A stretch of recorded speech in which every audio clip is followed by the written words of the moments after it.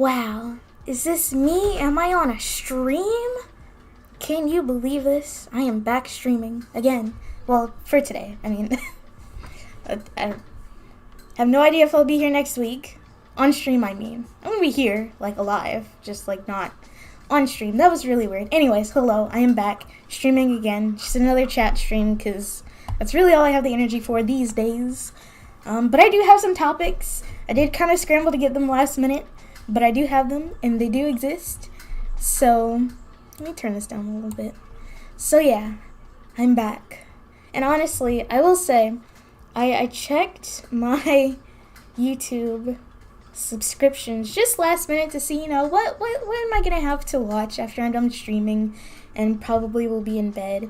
And I'm a little bit upsetty spaghetti because, one of my favorite YouTubers, the only conservative that I can stomach that I've also made a video on, JJ McCullough, is also streaming right now because he also took a break from streaming way longer than I have, I think.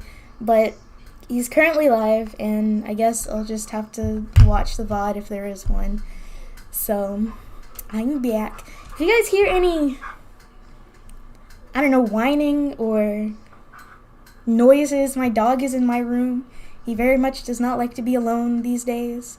Neither do I, so, I can relate, but he's here just in case. Hello. He's chilling. You can't see him. He's over there. Anyways, I am back. It's fun to be back. I do miss the streaming. I just wish I had, more things to stream, I guess. I don't know. And, I was pretty decent with the whole once a week thing. I was consistent. I did it for a while. It was a fun experiment, but I just can't do it anymore. But I'm doing it today because it's fun. So, let me look at this here list of topics. I guess what can be done first is just a fun, funky, fresh little list of, of life updates. There aren't really a whole lot. Let's see, last time I streamed was like in March. Not a whole lot has happened since then. Just like a couple of things, I guess. The first one, which I talked about on my Twitter account briefly. Let me get out of studio mode. There we go. The first one that I talked about on Twitter for like a 3-tweet thread was about my graduation. So, even though I technically graduated from college in like December of 2020, because I had too many credits to do the full 4 years, so I had to do 3.5. Fine by me, honestly. If I had to do this last semester at school, like, this time, I would have gone insane. So honestly, the fact that I stopped when I stopped, fine. Great, fantastic, glad it happened. Especially considering for like a month last semester, the city that my college was in just straight up did not have clean water. I could not have tolerated that. That would have been messed up. I couldn't do it. But anyways, even though I graduated last December, my proper graduation ceremony was last Saturday, actually. It was last Saturday. It was on the 1st. That was interesting, I will say. I was stressed out the entire time because, I don't know, man. Just big events like that always stress me out. I realized at that moment in time that even though it was just literally just my graduation, that I'm fairly certain that I don't want to have a wedding. And if I do have a wedding, like an actual wedding, like not that I don't want to get married, like I do want to get married. I just don't know if I want to have a wedding, because there wasn't even a whole lot involved in the process of graduating, and it was too much for me. It was too much. It was insanely stressful, and I know that a wedding is like 11,000 times that, so I don't know, man. If I do end up having a wedding, then absolutely nobody else but me and my hypothetical husband can be involved, because just so much from outside, it's not good. Anyways, that wasn't the worst part of my graduation stresses, we'll say. So I have a little story, just recapping what I already said on Twitter, basically. But when I got to my graduation, they gave us like these cards with our names on them, and what else? The school we were in, so I was in like the School of Arts, the School of Arts. And then they had like our honors classification or whatever. So I was cum laude. Some people were nothing. And I'm not trying to flex, by the way. It took really no effort for me to do that. But that sounded like a flex too. You know what? Never mind. Just don't. Anyways, I was cum laude. Alright, that was on my card. So, when you got up to the podium, what was it called? The dais? It's a little stage. We've all been to a graduation before. Anyways, I'm getting too hung up on the details here. But you go up to the stage, you hand the provost, which I legit don't know what that guy does within the college. But I just know at graduations, he calls out people's names, and he wears the silly little robe and hat. So I hand the card to the provost, and he says your name and what school you're in, and whether or not you have an honors classification. Right? Okay. I'm assuming that's because they didn't want to have, like, a whole list of names, just in case that person wasn't there, or for a number of reasons, which I guess it makes sense. So, what our nice little provost did prior to the graduation ceremony starting is that he went around to everybody in that auditorium, which kind of feels like a lot. According to them, during like the ceremony, they said, since they're combining 3 graduating classes, so let's see. I want to say summer 2020. Yes, summer 2020, fall 2020, and spring 2021. And maybe spring, I don't know. There was somebody from 2019 there. I think I heard it. No. Anyways, that's not important. What's important is that this guy, the provost, he went around to all the people in the auditorium thingy, coliseum, whatever. There's about 300 people there. Which is what I'm trying to say. He went around to all 300 people, and he went up to them and said, "Hey, how do you say your name?" And my first name is fairly straightforward. It's Aaron, okay? People still manage to mess it up sometimes. They call me Aaron. They call me Aaron. I don't understand it, but they do. I don't know. I really don't understand that one, but he got my first name right. He got my middle name right, which is also a pretty common name that wasn't spelled weird at all. Straightforward. He came to my last name, right? And he's like, "Okay, how do you say this?" And he said it wrong the first time. And so I was like, "All right, you're here." I didn't say this, obviously, but I was like, "All right, you're here. You're trying to figure out how to say it. I'm going to tell you how to say it." And I said my name, okay, my last name, how you're supposed to say it. And maybe because I was wearing a mask, because we were all supposed to be wearing masks, he couldn't really lip read me, so, I told him how to say it. He said it back to me correctly, okay? I said it to him, he said it back to me correctly. He wrote something on the card, I'm assuming to help him figure out how to pronounce my name. And I looked at it and I thought, okay, this isn't really a phonetic spelling, because I don't even know how you would spell my last name phonetically, to be completely honest with you. I was like, okay, whatever. But I felt in my head that something was still going to go awry. So I told the guy, "Hey, my last name rhymes with this." And he was like, "Okay, it rhymes with that." And then he left to go ask how to pronounce somebody else's name.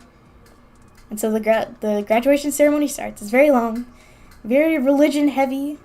One notable thing that I remember them saying, I don't know what Bible verse it is. I went to a Christian college, by the way. This is worth mentioning. I went to a Christian college. So, they had to incorporate the God. They had to incorporate God into basically everything. It was whatever. I'm not Christian, so I don't know. Honestly, I'm making it out to be a lot worse than it really was. Going to school there, it was fine, but it's kind of annoying that they have to incorporate God into literally everything, but that's like one of the tenets of their religion, so it makes sense. Anyways, one of the things that I remember them saying is that they weren't saying this, but it definitely came off like this, in this way, but they're saying, I'm really trying to remember what verse it was. It was the one about, it's the one that's definitely a metaphor, so it's probably in the Old Testament. And it was about a sheep and the shepherd, and the metaphor is that God is the shepherd and you're the sheep. And, like, without God, you're a lost sheep because sheep are stupid and they wander off places. I don't even know what a sheep's brain looks like. It probably looks like a koala's brain, if we're being honest. Just all smooth, no wrinkles. So, you gotta have a shepherd there, which is God, to lead you along the way to do stuff. And basically what the president of our university said is that, hey, congratulations on doing all of this stuff to graduate college, and even in the middle of a pandemic, but you thought... nope, that was all God. God did it. He was 100% responsible for everything, not you. G-O-D. Or Yahweh, if you're of that persuasion. Which I just thought that was super lame, but whatever. I'm pretty much used to it at that point, so I didn't really care. It was really nice to get to see people again. But it was also kind of upsetting because I realized that I would not really be seeing any of these people ever again. Like, at all. Like, during my high school graduation, I will say I was definitely very emotional at it. I cried for some reason. I really don't know why. I did cry at my high school graduation. I genuinely cannot tell you 4 years later why I did that. I don't know my rationale behind it. But I was sad about it. Sad or happy, bittersweet, we'll say it. We'll say bittersweet. And I was kind of relieved in high school during my graduation that moment would be the last time that I saw the majority of these people. Like, I continued to see some of them a couple years later. And of course, there's my friendship that crashed and burned that lasted, like, not even a full year after graduation, now that I think about it. And now that I'm here at home, more or less full-time, I am starting to see some of my old classmates, which I'm not enjoying. Whatever. I just don't like getting recognized. Just, no. Anyways, when I was graduating from high school, I was really relieved at the prospect that I wouldn't be seeing a lot of those people again. Most of them. Hopefully all of them, but of course not all of them. But at my college graduation, I was really upset by it. I didn't cry on my college graduation, surprisingly. I don't know why. You would think I would have, because, the fact that I actually liked college, as opposed to high school, you would think that the tears would be shed in that moment, but not really. I didn't. But I was still really upset, and honestly, I'm kind of getting upset now at the fact that, a lot of the people that I spent a lot of time with, that I'm not going to see them really anymore unless I move back to that area. And even if I do move back to that area, which I am considering, and I'll say it, honestly, Jackson is not at the top of the list of the places that I would like to live in my life. Honestly, it's not even in the top 10. It's not on the list, period, but, it's been... Oh, what's today? Oh, it's the 7th. Okay, I thought it was the 12th. I officially graduated from college December 12th of 2020. And so if today was the 12th, it would have been officially 6 months. No. I don't know. We're going to say it's been 6 months since I graduated. It's been 6 months. I've been here. I've had one internship and nothing else. I haven't, gained... I guess I gained experience in that one specific field, but... It's also kind of a difficult field to get into, and I'm going to talk about the internship later, like right after I'm done talking about graduation, actually. It's the next thing on the list. But, I don't know. I kind of get the feeling that... Wait, what was I going to say? No, I just went off topic almost there. Anyways, what was I saying? Oh my god, not this. Not me getting off topic. Anyways...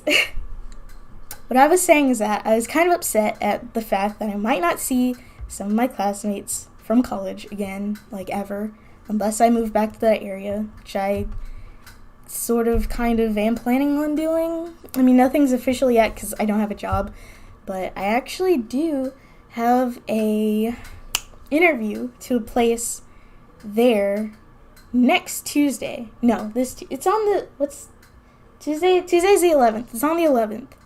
I have an interview there. However, I'm starting to realize that interviews mean nothing. Because you can interview for a place, and they'll say, hey, we're going to get in touch with you within the week. and you can straight up never hear from them again. And that's usually, well, yes, that is usually what happens. I will say. Interview for somewhere, just straight up never hear back. I kind of thought, naively, I will say now, that an interview pretty much meant, you were going to find out whether or not you got the job. Well, I guess not hearing back from them is a way of finding out that you didn't get the job.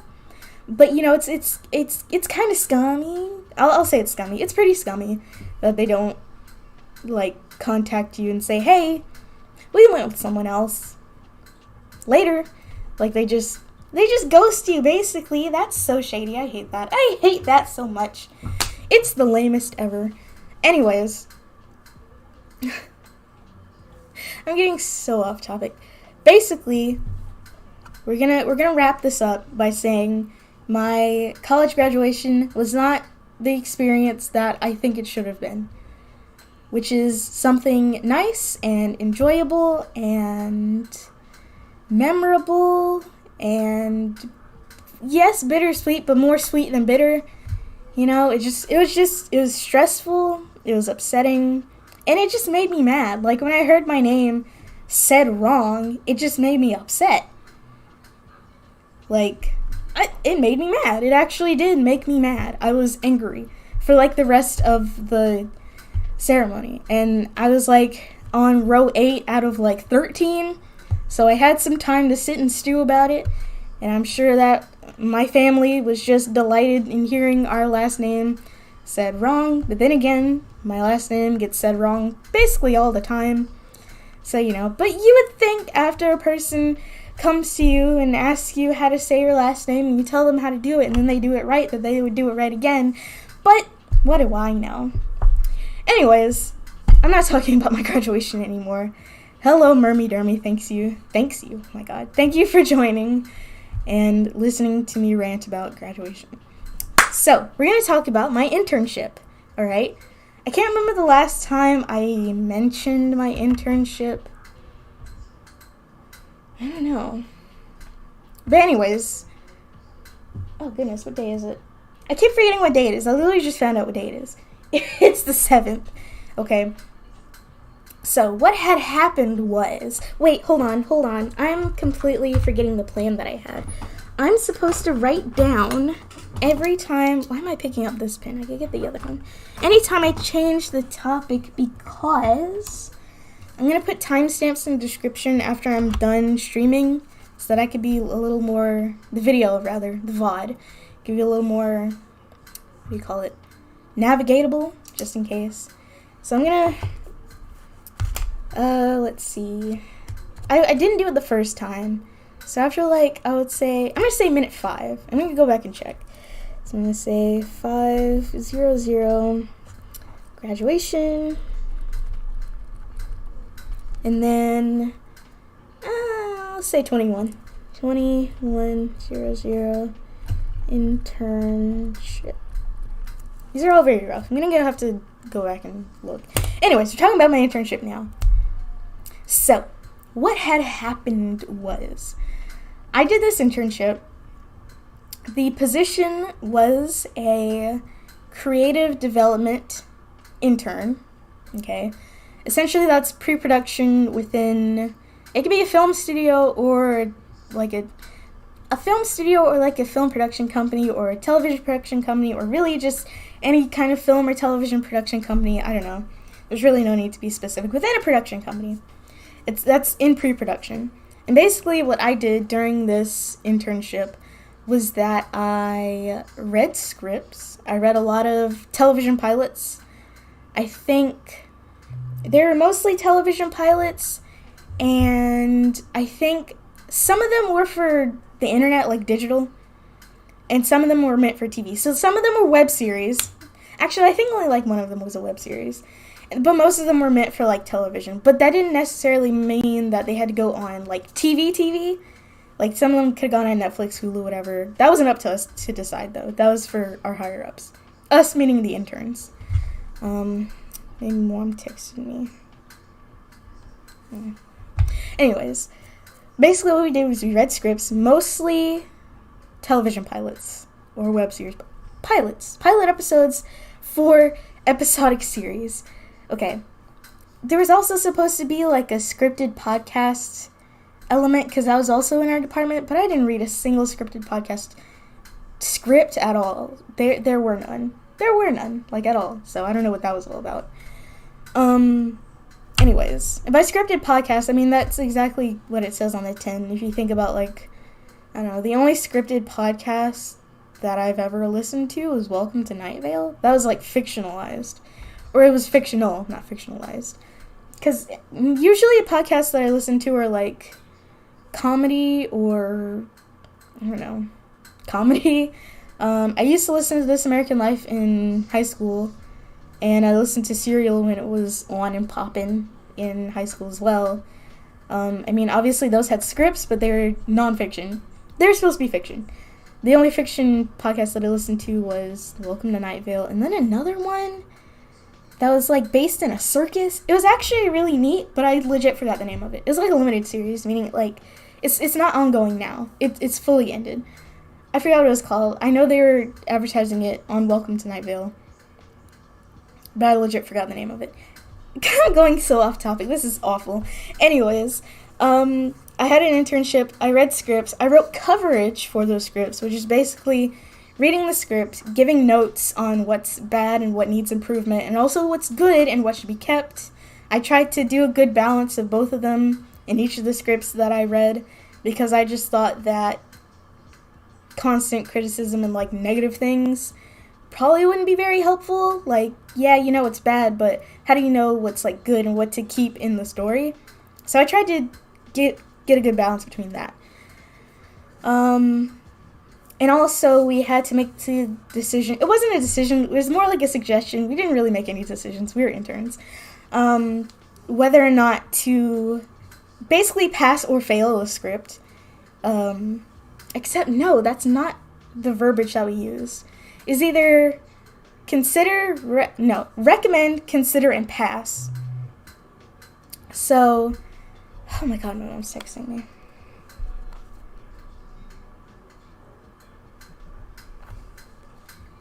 So, normally I would consider some scripts. There's only, like, one script that I recommended out of the... Actually, I can look at this now because I still have the stuff on my computer. Let's see. So out of Let Me Go Documents, Scripts. So there are 14, but one of these I did not write coverage for. I can't remember which one it was. Okay, out of the 13 scripts that I read, I usually considered some, and I only recommended, like, one. I only recommended one script my entire time there. And I passed on, I would say I considered half of them. I passed on half of them, and I recommended one of them. So do the math yourself, because I'm not going to. Yeah, that's basically what I did. That was what I did for the internship.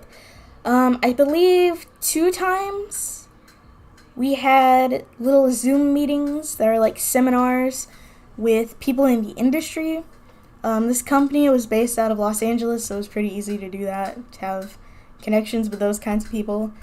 I will say, I feel like in my, like, intern group, I was the only one from, like, the South, which is interesting, but whatever, I'm not going to get into it.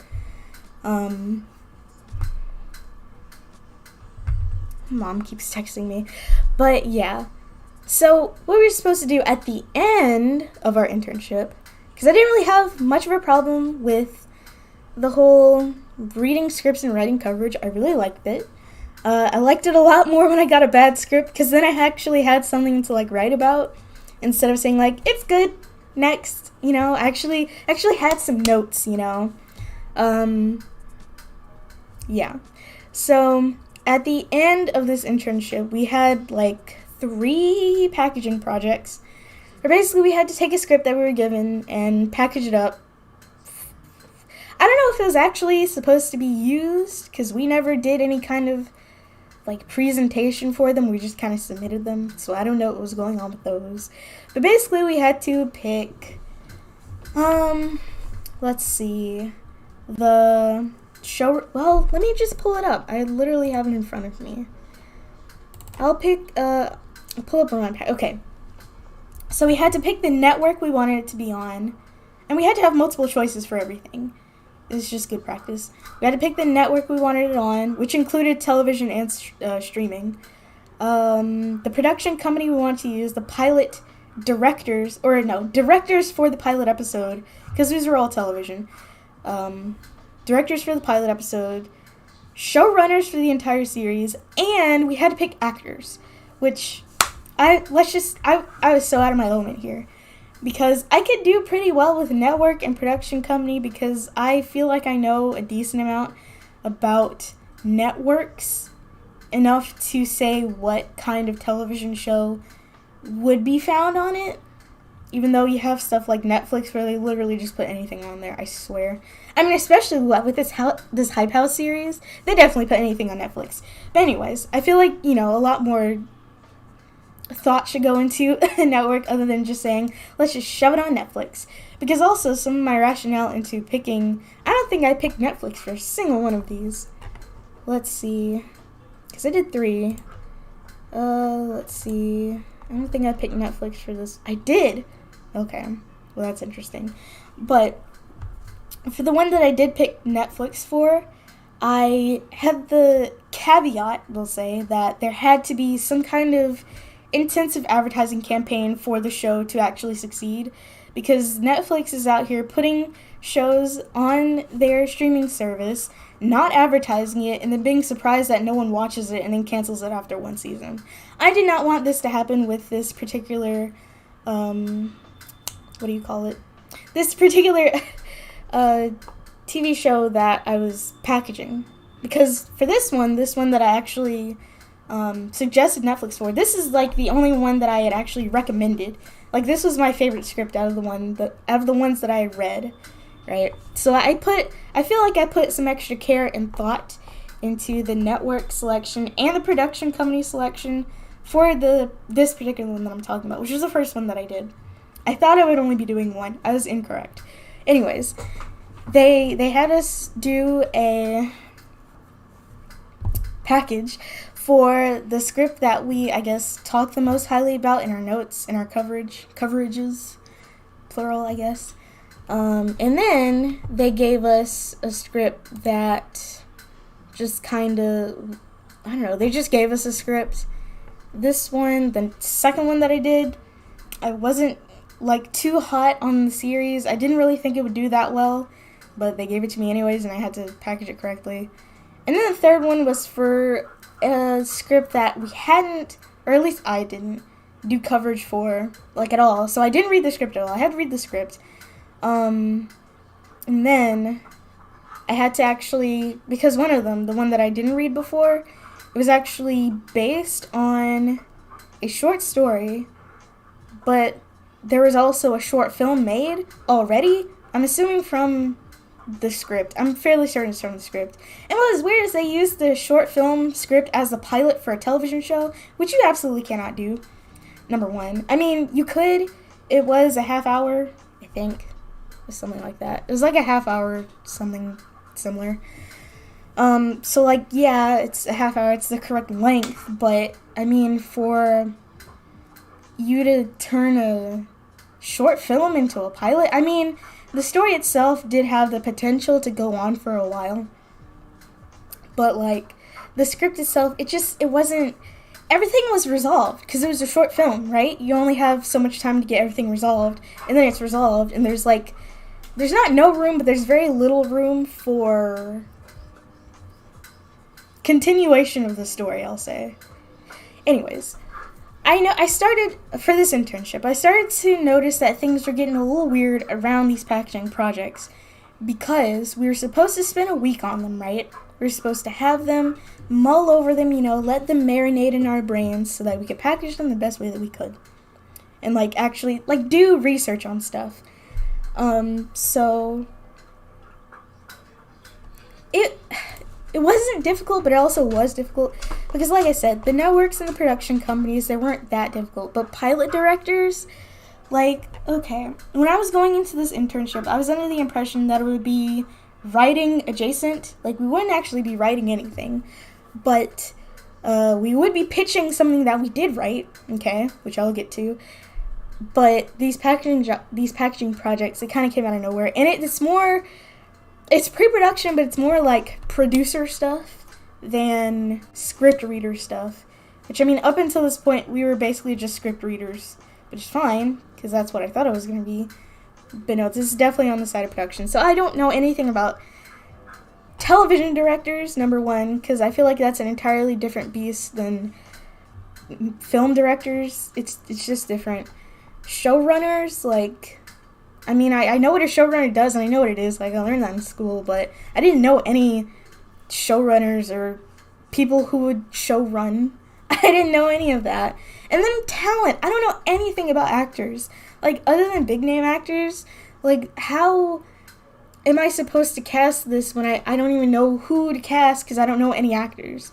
And what I ended up doing was doing the 30-day free trial to IMDb Pro, because you get, like, access to a bunch of actors and stuff and, like, their agents. And I ended up doing it on the last one, which is so lame. I should have done it in the beginning, but I just really, really, really did not want to pay for IMDb Pro. I think it's stupid. I think it's really stupid. The fact that IMDb Pro is something that exists. Like, once Amazon bought IMDb, it went downhill. We'll say that. A lot of stuff that I think should be accessible to the public, like, why are you coming over here? Scat. My dog is just inching closer and closer to me. And he can barely walk on hardwood floors. Why are you whining? I don't have time. Anyways, go lay down. You better not bark. I don't know what's going on with him. Anyways, what was I even saying? Oh, I don't know anything about casting. I don't know anything about actors. So I had to do this stupid 30-day free trial to IMDb Pro for the last project. And it was still hard because, like, I don't know what any of these people have been in. I don't have the time to do that because, like I said, we were supposed to be given a week for all of this stuff. The first one we were given a week. I just didn't do it until later because it was kind of intimidating. But I ended up doing it after, like, a couple days. The second one, we weren't given the script until, like, we were supposed to be given them on Monday. Not the script, but our project. Like, I already had the script. But I wasn't given the project until Monday. Or no. We were supposed to be given the project on Monday. And I wasn't given it until, like, Tuesday or Wednesday. Which stressed me out because we were supposed to have, like, a week to do it, right? And the same thing happened the following week with the third packaging project. I wasn't given very long to do it, so I had to scramble to do it. And it probably ended up being bad. But it's whatever. That was kind of weird. I didn't know why that was happening. Honestly, there's really no need for it to happen. Whatever. Another weird thing that happened was that we were supposed to get some kind of performance review at some point about how we were doing our coverages. So I literally never got any feedback on how I was doing coverage during this internship, which is kind of important. I really wanted to know if I was doing it right or not.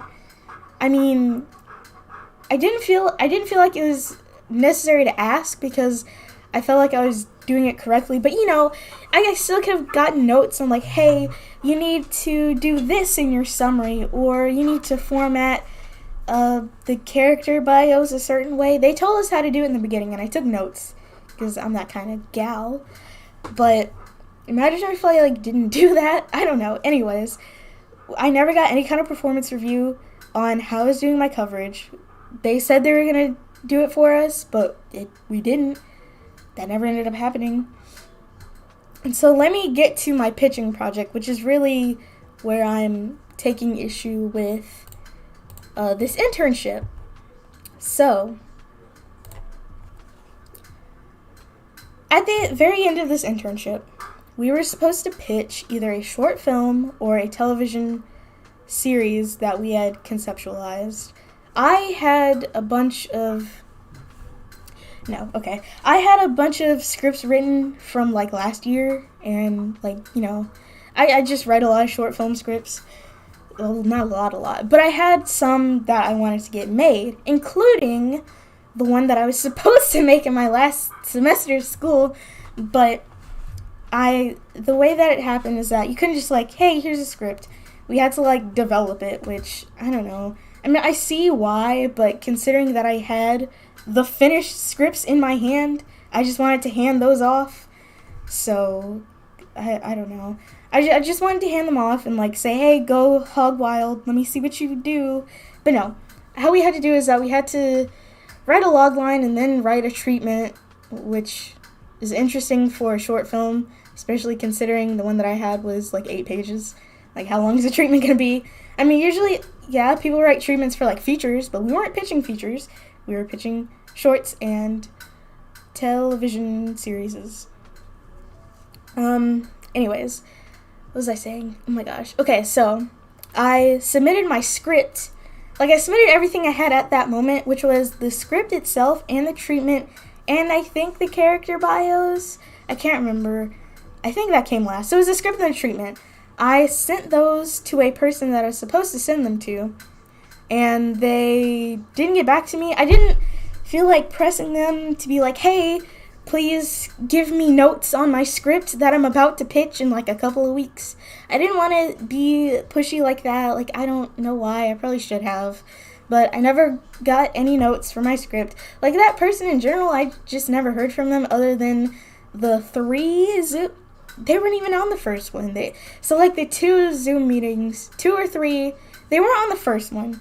The person who's like over my department, they weren't in like our very first Zoom meeting for one reason or another. I could understand it at that point, but I just felt like that person was really absent like the whole time, because we were mostly because there are 2 departments, right, in this company that I was working for. It was a very small company, I will say that too.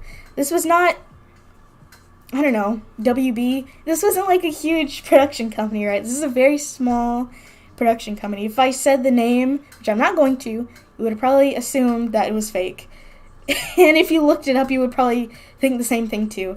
Which, I mean, looking back, there were probably a lot of red flags. Anyways, there were 2, I don't know why I took that deep breath for. There were 2 departments. There was the film department that was doing an internship that I was not in. And then there's a television, digital, and scripted podcast department that I was in, right? What was I saying that for? I have no idea. Okay, no, I was saying that to say that there was a guy who was over the film department, or there was 1 or 2, I can't remember. There was a guy that was over the film department, like kind of running that group of interns, and then there was a lady who was over our department who was supposed to be running that group of interns, and then there was a guy at the head who was like the CEO of the company. But again, this isn't like a huge company, so don't take that too highly. But there was a guy at the head who, honestly, that was the only person that I like corresponded with throughout the entire internship. I never really talked to the lady or the other guy who is like kind of sort of in charge of my department.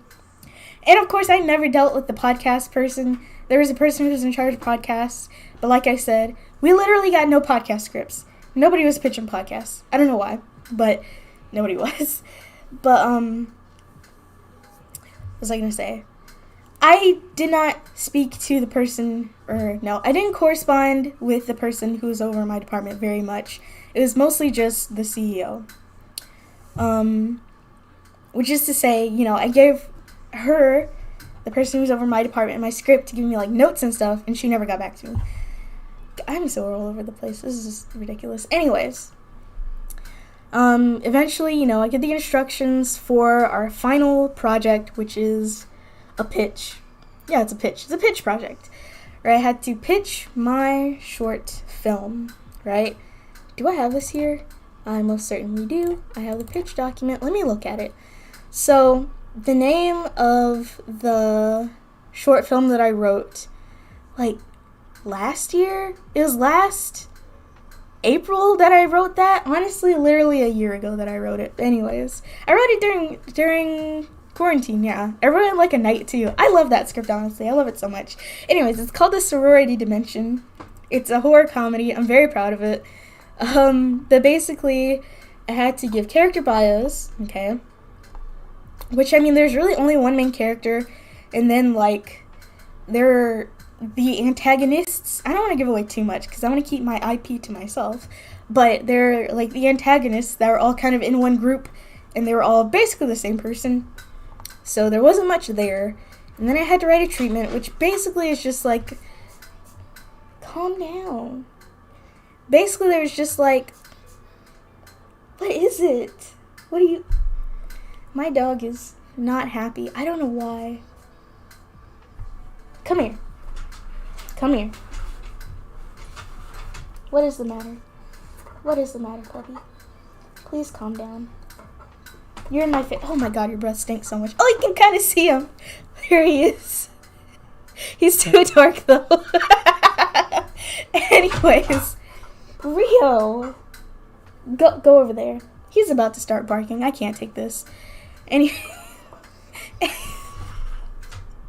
isn't funny. Why am I laughing?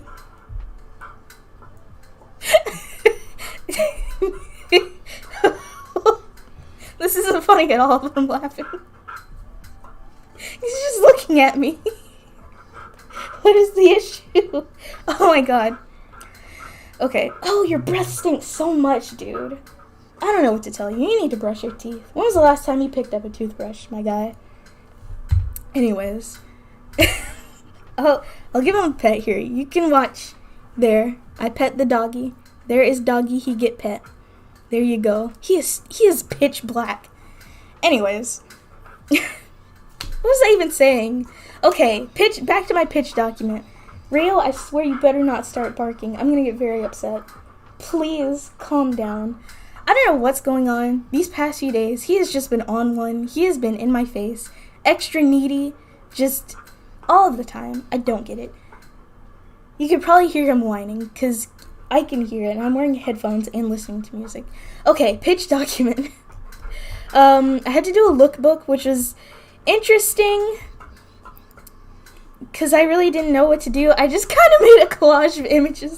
It's so funny now that I look at it now, because it's objectively bad, but I don't know, man. I really didn't know what I was doing, honestly. It certainly is something.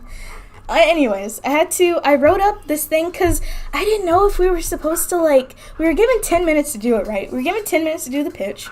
I didn't know if they were going to, ask me questions about it and I was going to answer them, or if I had to, prepare an entire thing. So, I'm talking 30 minutes beforehand, I had to type something up to say to them about the script, basically just kind of juice it up and sauce it up.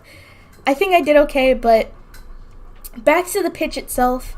We were given 10 minutes to do it. Hold on. Yeah, we were given 10 minutes to pitch. Interesting. Anyways, that doesn't feel like enough to me. I mean, I guess it would be a slightly longer elevator pitch, which is supposed to be, the fake scenarios that you're in the elevator. You are so loud. The fake scenarios that you're in the elevator with a executive, you gotta pitch your idea to them, and if it's not good in a few minutes, and it's not good long, or whatever, we didn't do that. Okay, I can understand why it's 10 minutes now, never mind. Anyways, what was I saying? We're given 10 minutes to do it, and I just... Rio, I swear, you are so much. Anyways, what was I saying? He is distracting me so bad. Why did I tell you to come over here? I don't know. Why do you still have pollen on you? Oh my god. Stinky, jeez. Okay. On topic. So, I honestly think I did a terrible job with the pitch. I mean, I think I got my idea across fairly well, but I was also super nervous during the entire time, and I was just tripping over my words so hard. I didn't prepare. Well, okay, no, I prepared, obviously. I wrote the script, right, and I know the script story, and I did the pitch document. I was looking at that beforehand. But for the pitch itself, I just felt unprepared. It's just, Rio, calm yourself. Oh, not this. If I don't look at him, he might not bark at me. Anyways, what was I saying? Okay, I was tripping over my words the entire time and just getting things mixed up, and it was a mess. It was a straight up mess. Anyways, they told me that they would get back in touch with me. All right, listen to this. Listen to this. These folks told me that they would get back in touch with me about my pitch, presumably to give me notes about it, not like, congratulations, we picked up your project. I didn't expect that at all. I just wanted notes about my pitch, right? That's what I expected to happen. They said they would get back to me in a week, okay? Do you want to know what this, when this pitch was, rather? I pitched this, okay, he laid down. I pitched this on April 10th. Do you know what day it is? It is May 7th, and I have not heard back from these people. And I was getting suspicious, because I was wondering, okay, maybe it was just me. Maybe I just sucked real hard, because I did do an objectively bad job. So, me and all of the interns for both departments, film and television, we had a group chat, and I asked them, like, hey, have you guys heard back from the guy who's over us yet? I'm just wondering, I also sent an email just to follow up to see what was going on. I haven't heard back there. I do have the guy's personal number. I could call him. That feels too shady, though. I don't know if I want to do that. I'm especially not going to do that on stream. I hope you guys did not get that impression. That's too much. That's too messy. Anyways, I was gonna... no, I emailed the guy. No response. So I went to the group chat, and I asked, hey, did you guys hear back about your pitches? How did you do? Stuff like that. Everybody didn't respond. I will say this. Everybody did not respond, so I do not know. But I'm going to go back and look, just in case, for posterity. Where am I? That's not it.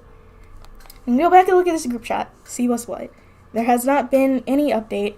I messaged them about this on August 3rd. Or no, April 30th. Only 2 people responded back. Oh my gosh, my mom. It's bothering me. Okay. I asked them April 30th, did you hear back from so-and-so about our pitches? They said no. They did not hear back. One person said that, let me go back and read this. One person said that the person was having some, or no. One of my fellow interns, God, I'm so bad at this. One of my fellow interns said that, hey, I texted him as well. My fellow intern said this, and he said that he was going through some personal things. And they didn't elaborate further. I'm assuming the person who was over us also did not elaborate further. They don't have to.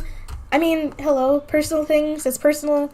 It's not our business, but I would like to know something. So now I'm kind of thinking, here's what I'm thinking what happened.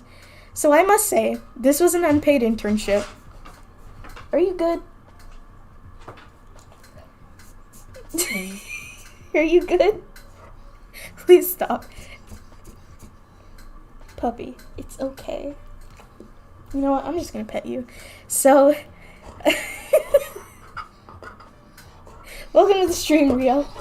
Please do not bark at me. I'm asking you nicely. Oh, his breath smell is so bad. He's so loud. Okay.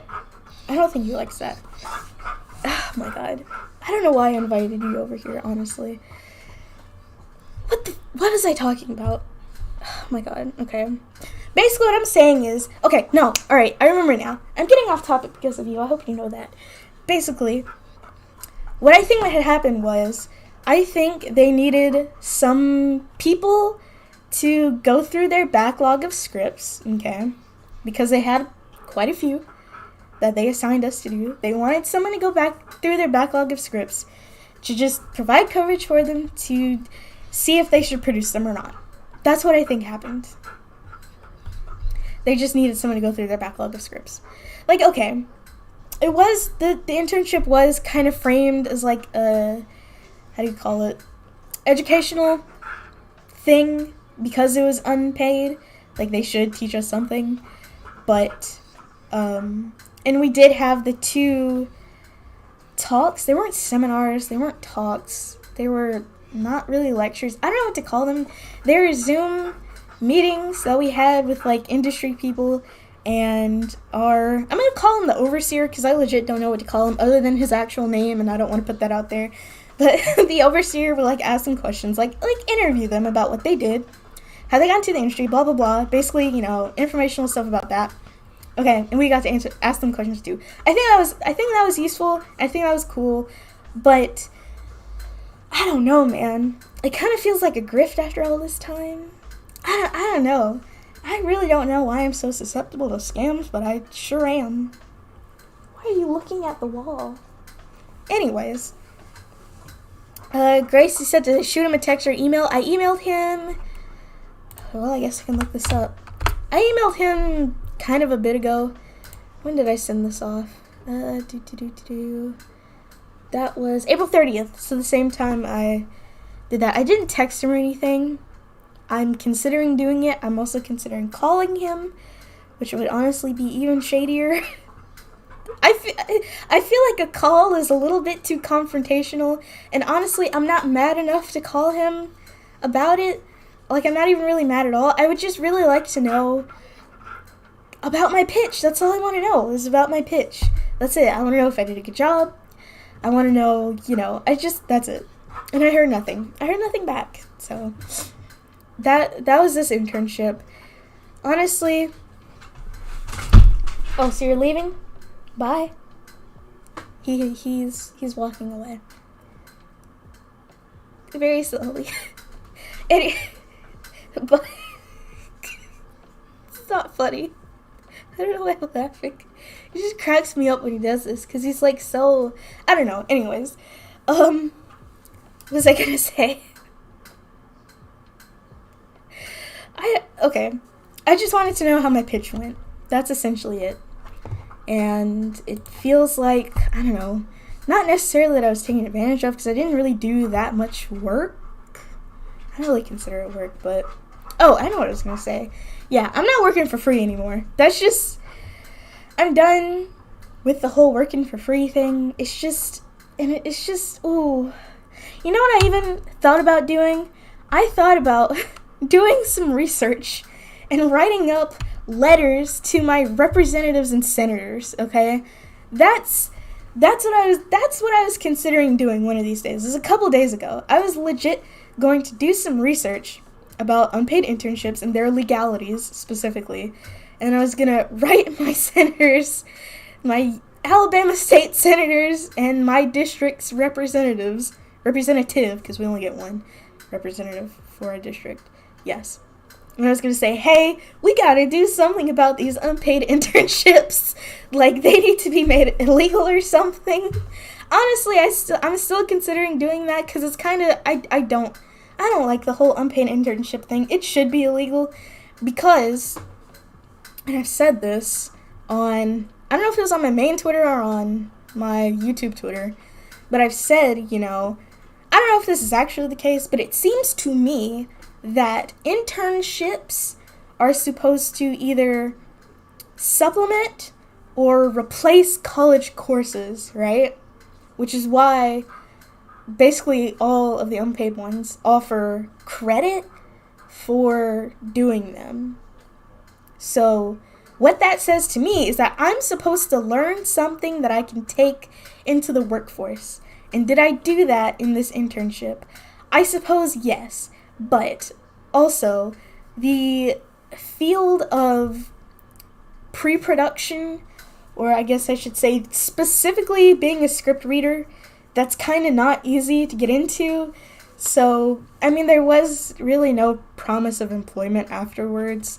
Like, they weren't going to say, hey, we're going to place you with some other production companies, or they didn't say, like, hey, if we think you're exceptional, you're gonna work with us. Like, they didn't say that. And I'm fairly certain, like, from the 2 minutes of Google searching I did that one day, that legally they're not allowed to do that. Like, to promise employment for an unpaid internship. So, good on them for that.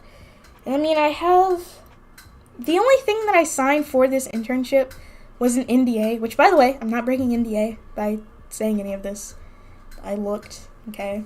There wasn't any kind of contract, or, I mean, it was just a non-disclosure agreement, just saying, hey, you can't say these things. Cool. You know, there wasn't any document listing the terms of this thing. I don't know. I guess I'll just have to go back and look at all of this stuff. But another thing I will say is that I feel like the only reason I got to be in that internship at all is because I applied to it, right? And I think they gave me like some kind of auto response, or they replied to me too. And it had been like a week or so after I had gotten whatever response from them back, and I was like, hey, when am I gonna hear back from you guys? Kind of annoyedly. It didn't come off as annoyed in the email, but I was definitely annoyed writing it. And like minutes, not minutes, like 30 minutes later, I was like, hey, congratulations, Aaron, and also a bunch of other people, you get to interview with us. And I'm like, that seems really convenient. I literally just emailed you guys about this, and now you're inviting me to interview. I do not understand. I don't know. Unpaid internships are a scam on the level of MLM downlines. Okay, I don't know if I would go that far, because, I mean, you're not really spending money. I mean, I guess if you're going by the whole time is money thing, then you are. That's a little extreme. I don't know if I'll go that far, but I think the legalities of unpaid internships need to be reevaluated. And I don't think senators and a representative from the state of Alabama really even want to do that. They're too busy trying to control trans children, so, you know, I don't know why I expected anything from Alabama. Especially them doing things about unpaid internships. Like, come on. Honestly, I don't even know if, like, senators, I mean, maybe they might be able to, like, draw up some legislation and present it to the House or the Senate. They can do that, but I'm literally just one person. You can't petition the United States government anymore. We the people, that's, like, gone. Like, that used to be a thing where you could write a petition. It'd be like change.org, but it would actually do something. You could write a petition online, and it would be sent directly to the U.S. government, and they would look it over. Like, actually. Like, it was an actual thing that happened. It was called We the People, and it doesn't exist anymore. Hold up. Let me look at this. I think it went down after Biden got elected, which is wacky. Let's see. Yeah, it doesn't... It was launched in 2011, which is interesting, but I don't think it's, like, a thing. Yeah, it's, like, down now. I don't understand that. Anyways, let me read some of these. Me on an internship says I need 5 years of experience in a position that always requires previous experience everywhere you go. Dude, I have been applying for jobs for... 6 months, it's not really a long time, but still. Honestly, you can lie a little bit on your resume. Not straight up lie. Don't straight up lie on your resume. That's probably not a good idea. Don't say you know, like, 8 different programming languages when you only know HTML. That's bad. But embellish a little bit, alright? I feel like that's a requirement, is embellishing just a little bit. And kind of boosting yourself up when you go to the actual interview, okay? Don't lie, but, like, embellish a little bit, just a little bit, alright? I won't be mad at you if you do that, okay? Embellish the teensiest bit. Okay. I'm not a fan of unpaid internships, but God, they're necessary for jobs in academia, and it's a rough gig. Yeah, I don't even know about anything like, I don't know, being a teacher, assuming that's what you're talking about, but oh boy, honestly, who wants to be a teacher these days? Ugh. Like, I don't know, man. Maybe, okay, I'll say this. The 2 states that I have lived in for any significant amount of time, honestly, I didn't live in Mississippi for that long. It was literally just for college, and not even like a full 4 years. But I do live in Alabama, which I've lived in it my whole life. Alabama and Mississippi are the two worst states to become a teacher. The worst. I didn't even need to realize that as an adult. I knew as a kid. Being a teacher sucked so hard. Once I hit middle school, being a teacher, I realized straight up not worth it. So not worth it. Oh, it's not worth it. Especially here where I live. Dude, 1 year at my high school, we for some reason, the entire science department quit. They just left. And they had to hire all new science teachers. We had 4 or 5 science teachers that straight up quit. And they were all first year teachers. Except for, okay, it wasn't the entire science department. There was always this one teacher who was tenured. She's been there for a million years. She's still there actually. She didn't quit. But the entire science department straight up left and they had to find new teachers. Because it sucks working as a teacher in the state of Alabama. And I refuse to do it. First of all, I don't like kids, so that would be a really terrible decision for me in the first place. But it's not worth it. It's just not. Oh, I had a whole conversation with my mom about it. Because she was a teacher for a very long time. And, I thought she would have some insights about it. And she kind of agreed with me that, yeah, Alabama, Mississippi. Because she went to college in Mississippi too, because she's from Mississippi. And she's like, yeah, Mississippi, not the best place to be a teacher. Alabama, not the best place to be a teacher either. And I mean, she hasn't been in a classroom since I was in the 2nd grade, so a million years ago. But even then, no. Under no circumstances will I become a teacher. I hate it. No. Alright, let me, I get it sounds a little strong, but if you get into some areas, I think especially architecture, they directly use interns for so much unpaid labor that you could attribute a large portion of the profits directly to it. And places where there are residuals, it ends up as direct theft. Now that's a good point. I think it's just a teeny bit different. No, it's pretty, I would say it's pretty different in the film and television industry. I really don't know though, because I feel like to become an architect you need proper, how do you call it? I don't know. School training. You really don't need a degree of any kind to get in the film industry. You just need experience. Sure, yeah. So I feel like internships would make sense there, but I still think you need to pay them. Come on. I don't know, man. And I see some of these sus internships, all right, for video editors. All right, so I've been looking for jobs a lot, right, for specifically video editor positions, not videographer, okay? I'm not doing the shooting, I'm just doing the editing. But I will click on a job. That was nice. That sounded like jazz. I just realized what I was listening to. That was a nice song. Anyways, I would click on a job posting that says video editor, okay? 2 words, that's it. I'd open it, it's all right, you gotta storyboard it, you gotta conceptualize it, you gotta do pre-production, you gotta do production, you have to shoot it, you have to do the lighting, you have to do the sound, and you have to edit it. And it's hey, you're asking me to do everything, all right? What you're looking for, probably what you would have more luck in doing that, is looking for a video producer, right?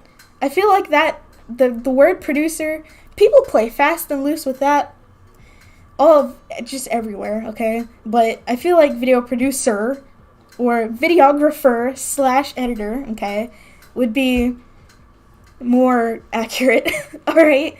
Because, video editor, that's post, okay? That's after everything, right? Everything has been shot, or you at least source the footage somehow, or, right, I could just find stock footage, which is perfectly acceptable to do in post, but you have something there, right? You have something that needs to be brought together, right? And you're asking me to do everything. Why? Anyways. Oh, Lord. Let's see, if you didn't mind sharing, if you were hired for freelance, how much, oh God, I can't read. How much would you start charging for a project? Well, I legit don't know. I feel like, I don't know, I don't even know if I would charge by the hour or per project. One thing I learned from the whole ValNet debacle is that getting paid per project, depending on what it is, probably isn't the best idea because, you know, they're paying me at the time, well, they weren't paying me at all because I didn't finish anything, but they were going to pay me like $111 per 10-minute video. But I was learning that it was taking like a couple of days to make a video. So like if I was working, say, 8 hours per day, and it took, let me bring up the calculator. If I was working like 8 hours a day, okay, making a video, and it took me, say, 3 days, 8 hours, let's see, what's 8 times 3? It's 24. So it took me like 24. No, I'm gonna be a bit realistic. I'm gonna say it took me 10 hours a day I would work, and it took me 3 days. No, I'll say 8, because if I was doing it for 10 hours, then all 10 of those hours aren't spent in Premiere, right? Duh. We're going to put it back to 8. So 24 hours to make a video. They're paying me $111. You guys can't see this, but whatever. $111. No, clear. This clear. Clear it all. Okay. $111 divided by 24. That's $4.63. I'm going to round up just to be, you know, $4.63, okay? Sub-minimum wage. I don't know what the minimum wage in Canada is because they were based in Canada, right? And they were paying $156. Why do I still know that off the top of my head? Oh my god. $156 per video. What's the Canadian minimum wage? Oh, it differs by province. But most of them are over $7.25, we'll say. And of course, Canadian dollars and American dollars is a bit different. So I'm going to say if the US dollar is worth less? Hold on. It doesn't matter. Basically, they're paying me sub-minimum wage per video. And it was taking me a long time to make the one video that I was going to make. And they're stealing footage from places on top of that. So, like, I can't do per project. Let me just say that. I can't do per project. Hourly, oops, wrong one. I'm going to say hourly just to be safe. I mean, okay, so $7.25, that is the minimum wage. I'm fairly certain in the state of Alabama. But, like, I think Birmingham went up. I gotta look this up. Hold on. I don't live in Birmingham, by the way, so it doesn't even matter. Minimum wage. Let's say 2020. No, it's still $7.25. Yeah. So, minimum wage in Alabama is $7.25. That, we can't do that. I think we have all established that $7.25, not enough. I think we have agreed upon $15 being enough. However, this is minimum wage, okay? This is the bottom of the barrel, the bare minimum, okay? $15. I think, since what I'm doing is, it requires a certain amount of skill, and I always feel a little pretentious when I'm thinking about this, because I've thought about this a lot, like how much I should charge per hour if I'm doing freelance. But I think video editing requires a certain amount of skill that $15 isn't enough, and it takes time to do it too. So I personally have settled on, I hover from like $20 to $22 an hour. I think would be fine enough for me, right? I'm fresh out of school, like I have a degree, I have learned these things, I have done this for a certain amount of time in an academic environment, right? I have edited stuff for my school. I did my school's, we had like an entire sports show at my school, and I helped edit that. My film professor did some of it, and I did some of it too, and then later on we had another student do it before initially I was the one doing the editing on it. It was really, really simple, really straightforward. It was like a 2-camera setup, really uncomplicated, totally uncomplicated. I mean, I think the hardest thing about doing the sports show is that I didn't know anything about football. So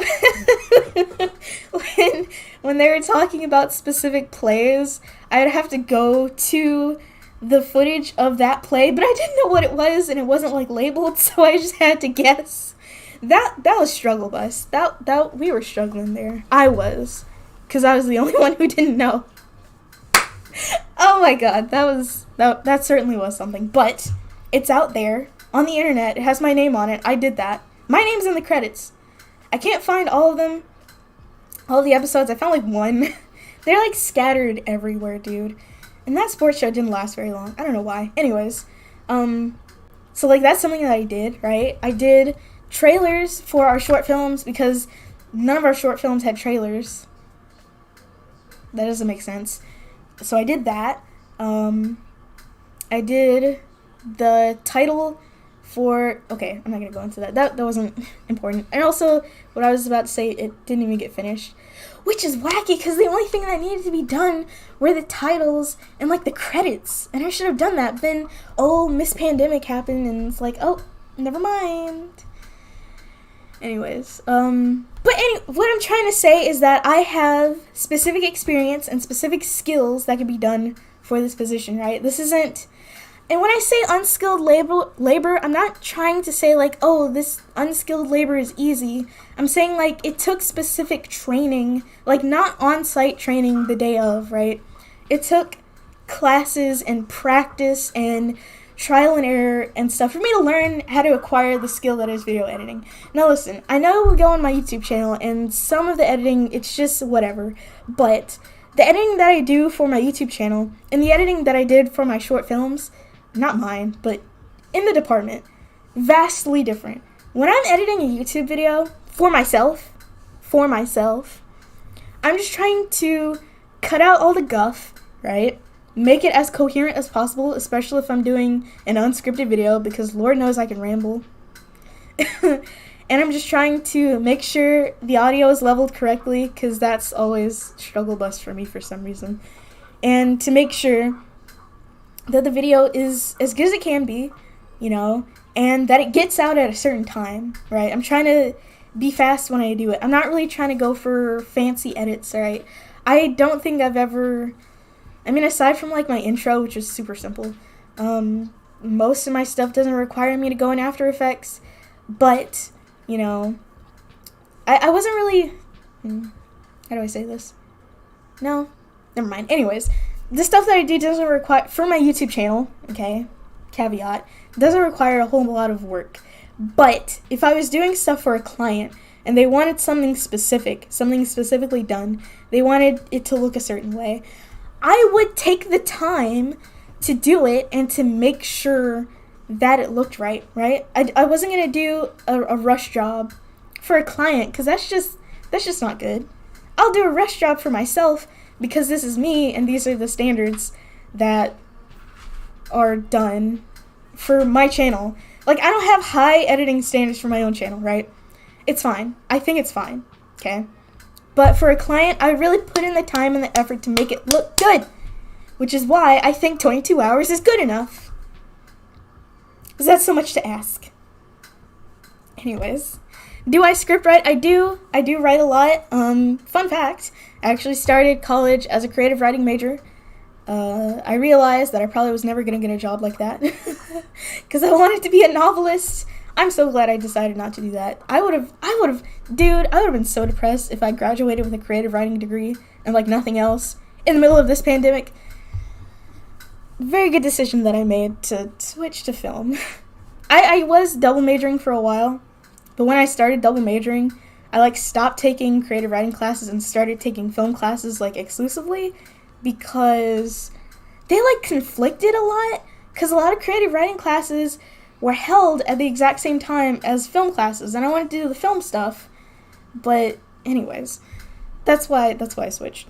But yeah, no, I do write a lot. I've written some short films. I wrote one that was supposed to be made last semester, but it didn't happen for a number of reasons. I made a video on it. Not a lot of people watched the video. I watched it back recently, and I thought it was a good video. I thought that video that I made, thought it was a good one. And just detailing the reasons that my short film crashed and burned. That was supposed to be my senior project, and it never ended up happening.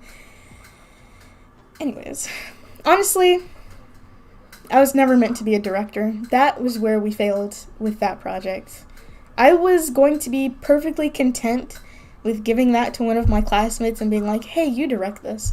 I would have done that, but considering that I was in a directing class, I couldn't. Duh. I'm in a directing class, I gotta direct. Anyways.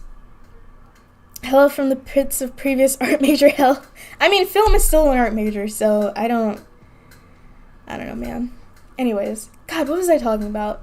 My main point was that I think 22 hours for what I do, $22 an hour for what I do is fine. It requires a certain skill, okay, and it's only slightly above minimum wage. I don't know if that's good or not. I haven't really talked to anyone like a professional or anything about it, but I don't know, man. Anyways, I think I'm done talking about my internship. Let me write down this timestamp. What else am I gonna say? Okay, what's this? 119. We'll just call it 119. 119.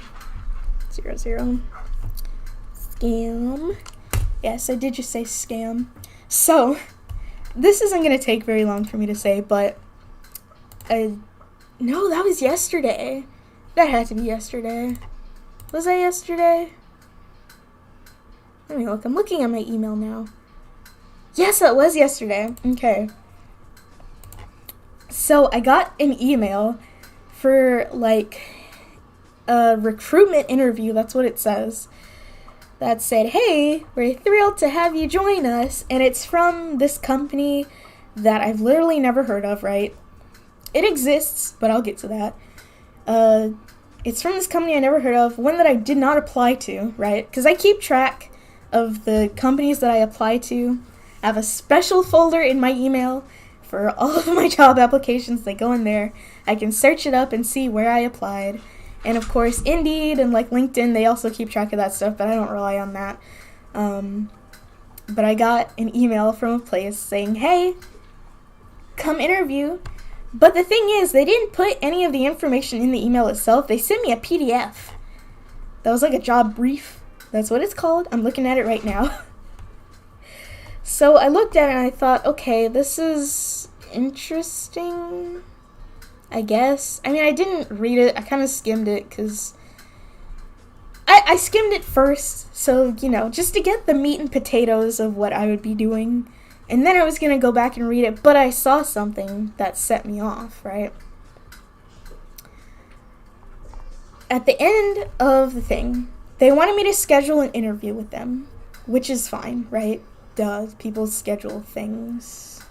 I don't know where I was going with that. But usually, I've interviewed for a couple of places now in these 6 months. They've either been on the phone, on the telephone, okay? Or they've been on Zoom, like on a webcam, right? Phone number, meaning they would call me, right? Or Zoom, right? I would have to connect to a Zoom link. Legitimate jobs. This is how that has worked. Of course, I've never gotten them, but that doesn't mean they weren't legitimate just because I didn't get them. Anyways, they wanted me to download this thing called Wire Secure Messenger, which is like Telegram, but like B-Tech Telegram. It's basically off-brand Telegram. And that was kind of weird. I'm like, why do you want me to download a secure messenger to schedule an interview with you? So I thought that was kind of sus. And another thing that was sus, which I don't know, maybe this is just my lack of, how do you call it? Lack of confidence. But where is this? Oh, come on, where is it? Yeah.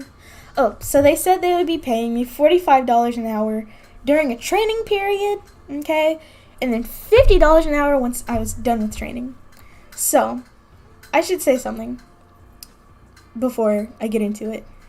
I want to say like a month ago, I got caught up in a fake job scam.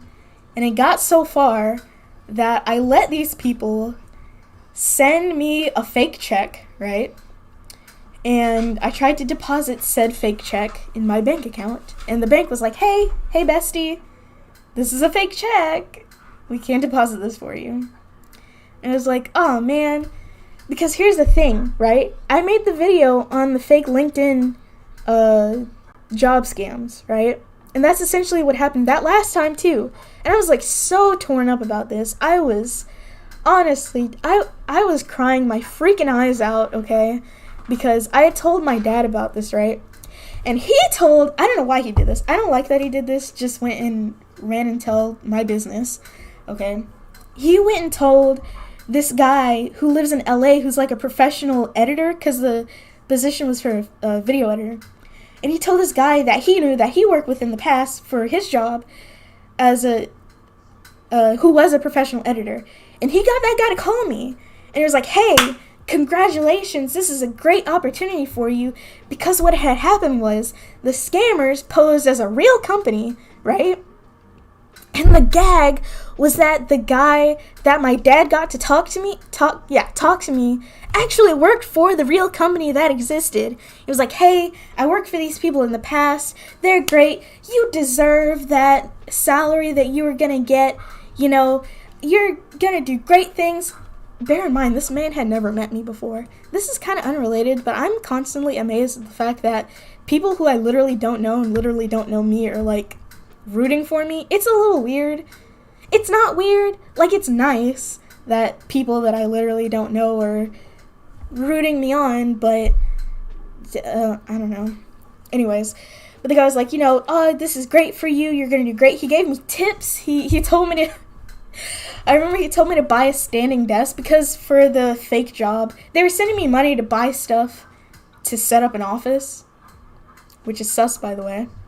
That's part of the scam, basically.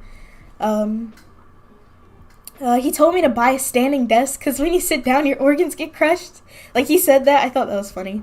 But he gave me a lot of great tips about just, like, hardware and stuff to buy, like hard drives and Wi-Fi setups and all of that stuff. Apparently, I don't know, man. The standing desk thing, it sounded legit, but I wasn't about to buy a standing desk. Anyways, the guy who my dad worked with, he's a real person. He's legit. He's fine, all right? He was just trying to help me out. But the job was a scam, okay? They sent me this whole contract.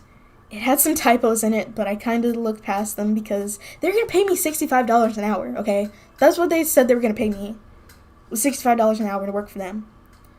But the gag is, it was a real company. They were posing as a real company. They were using their logos. I'll say this. There were a lot of red flags in retrospect. And the reason I didn't really want to make a video about it, even though it would have been really informative to a lot of people, and why I ended up making the one that I did anyways, was that I really looked like a dummy dum-dum in this situation. They used, like, Gmail emails, and they had, you know, there were no phone numbers or addresses listed. I mean, I looked up the company. The company was real. It did exist. I'm not going to say it because they're not involved with this, and it's literally not their fault. But, you know, it ended up being fake, and I was really upset about it. I cried a whole lot because I thought, you know, this is my big break. I'm finally going to be able to move out of this house and move out of this wretched city and be able to acquire savings for my... Dude, I was talking to my dad about setting up a Roth IRA. Like, I was thinking about my retirement. Like, making a retirement account, right? I was thinking forward, okay? I was really happy for a few days. But even then, even though all that happened, like, I still had some suspicions in me. And that happened about a month ago. And so I got this that I'm talking about now yesterday. And, you know, they said I would have to buy all of this stuff. They gave me a list of things to buy in this thing. I'm not going to show the email because I don't want to accidentally dox myself. So, and also I don't want to, like, involve this very real company that exists in this, okay?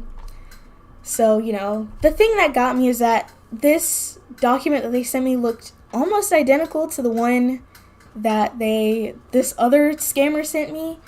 So, like, that's what set me off. And so they were using the name and logo, but not the email address. The thing is, they used an email address that looked legit.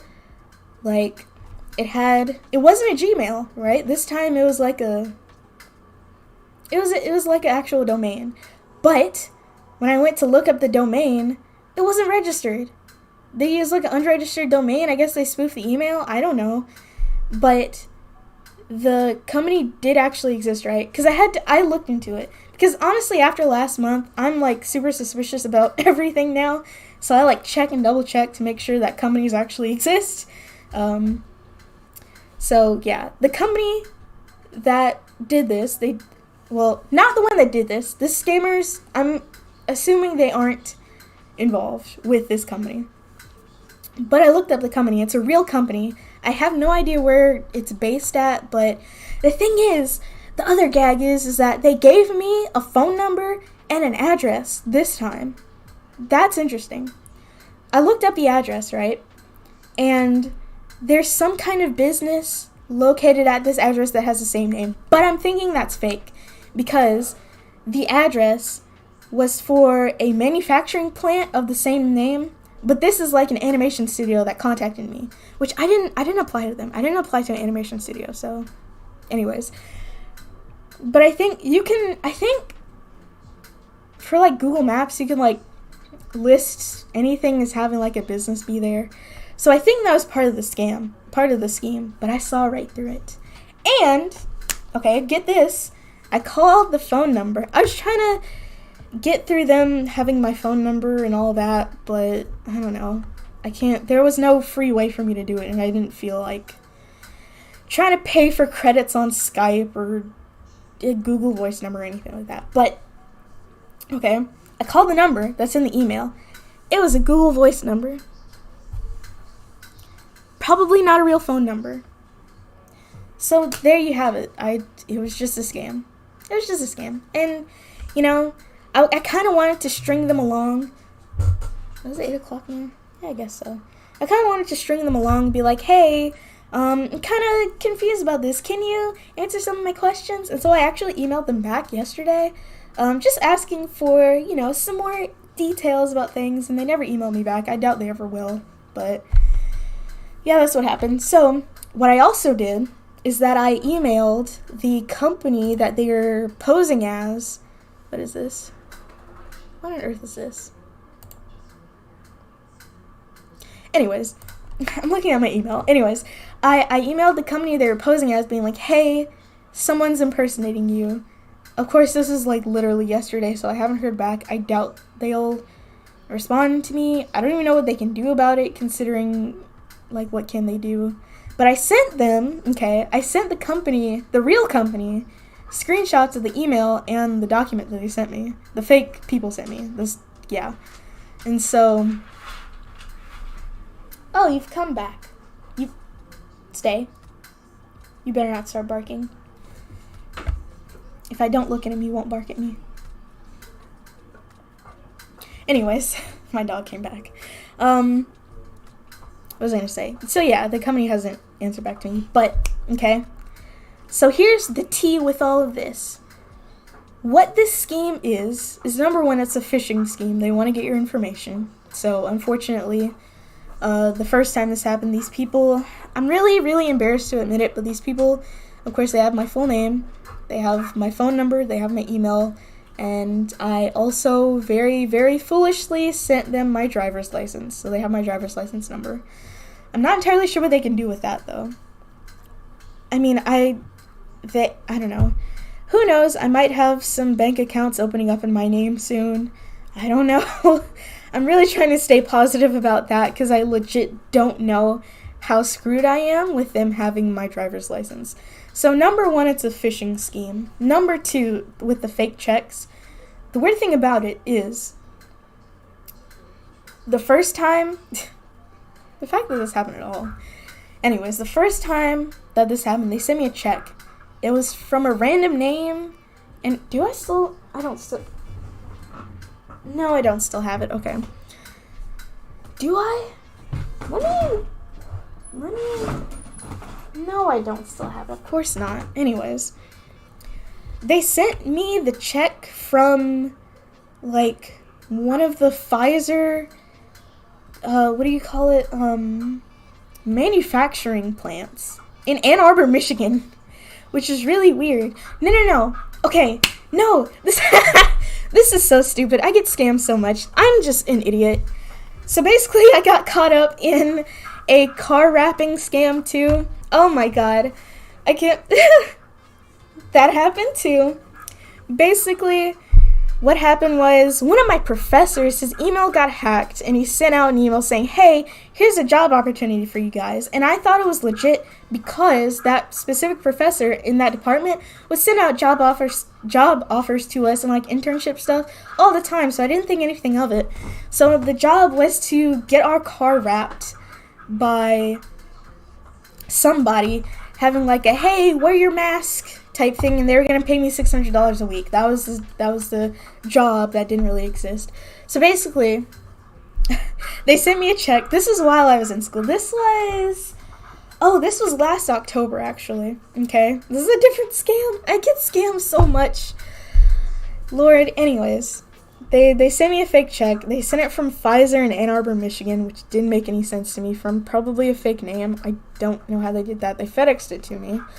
And I was supposed to deposit the check again.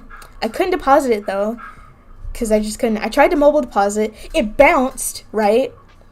And I forgot how much a check bouncing fee is. $12? It was like $12. It wasn't that much. I wasn't too upset about the check bouncing fee that I got from my bank. It was only $12. I didn't care that much. But I was upset that, I had been cheated out of a job offer, basically. So I didn't really like that. That was in October, and then it happened again to me last month. Basically, I'm not entirely sure what they want you to do with it. Okay. I've seen this, like, a consumer beware type thing before. Rio, you are making so much noise. He's trying to get my attention. I'm not going to pay attention to him. He's such a character.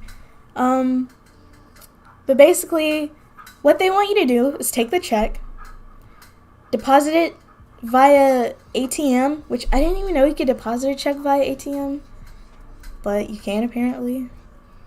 News to me. I love technology. Basically, they want you to deposit a check via ATM because if you go up to the window, if you go inside the bank, right, they're going to obviously see that it's fraud and not let you deposit the check, like the 2 times that it happened to me. 2 times! How did I not notice that? I guess I know now. They want you to deposit the check, and for the car wrapping scam, they want you to pay someone via Cash App or something sketch like that.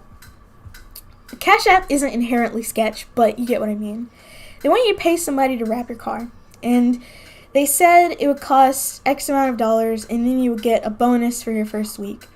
And they didn't say how much it would cost, but they did say you get a bonus for your first week. And I think the fake scam car wrapping check that I got was for like $3,000, which is ridiculous, okay? And, it's supposed to cost that much to get someone to wrap your car. I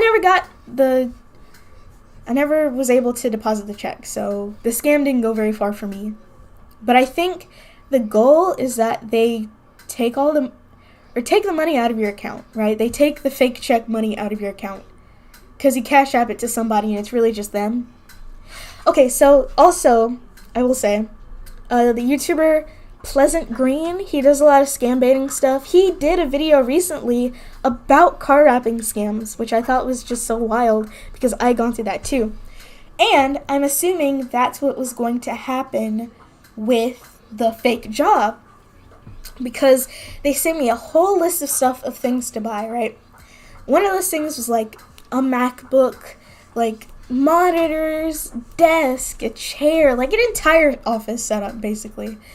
But they didn't want me to buy it directly from Apple or Office Depot or B&H Photo Video or anything like that. They didn't say where to get it from. They just said they had a list of approved vendors, which is super vague. Basically, they were probably just going to have me Cash App somebody some money and skedaddle. That was probably going to be the thing, but that's how that scam went. Of course, they were never able to get very far with it because I couldn't deposit the check because both times I went to the window of my bank to deposit the check and were like, hey, bestie, it's fake. honestly, I'm surprised my account hasn't been flagged, because I've tried to deposit a fake check twice now. I feel like that should be a little sus for my bank, but I guess not. I have no idea. Anywho, that was the scam that I was sent yesterday, and the scam that I went through last October, and the scam that I went through last month, all wrapped up in one. Basically the exact same scam. I'm fairly certain. But I really suggest you all look up the Pleasant Green video, because that car wrapping scam is literally what I did. But I didn't get that far because I couldn't deposit the check. So that's that on that. We're at 139.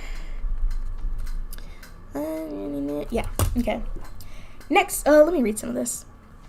If it makes you feel better, I got scammed by someone out of $1,700 through a fake check as a teen trying to sell me a car. Oh my goodness. Well, I think that's a little bit more excusable because you're a teenager, but I was fully 21 years old. So, I don't know. They probably know that people are getting scammed. Yeah, I guess.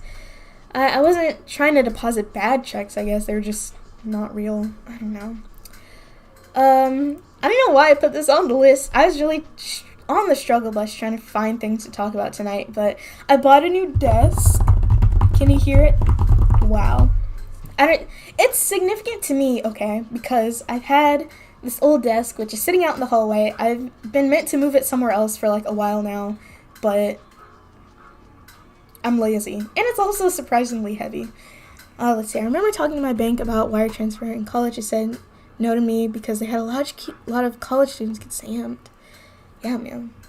It's wild out here. But I got a new desk. I can't show you it, number one, because it's cluttered as crap, but also because I have a lot of stuff on it that, like, I don't want exposed. So, yeah, it's, how long is this desk? It's like 47 inches, which is only slightly longer than my old desk, but it's much wider, right?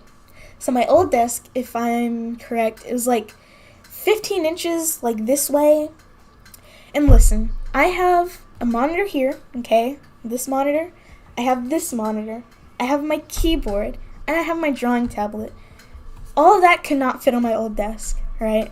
It was getting cluttered, and I was not liking it. Because I got that desk when I moved into this house when I was like 12 years old. So, you know, it was enough to do homework on when I was in like the 8th grade. And, you know, it could fit my little tiny eMachines laptop, and later it could fit my only slightly bigger Toshiba laptop. But I have a much larger setup these days, and I need the space. Like, I don't even put my not my desktop, my, like, actual computer tower on my desk like a lot of renegades do. I don't know why they do that.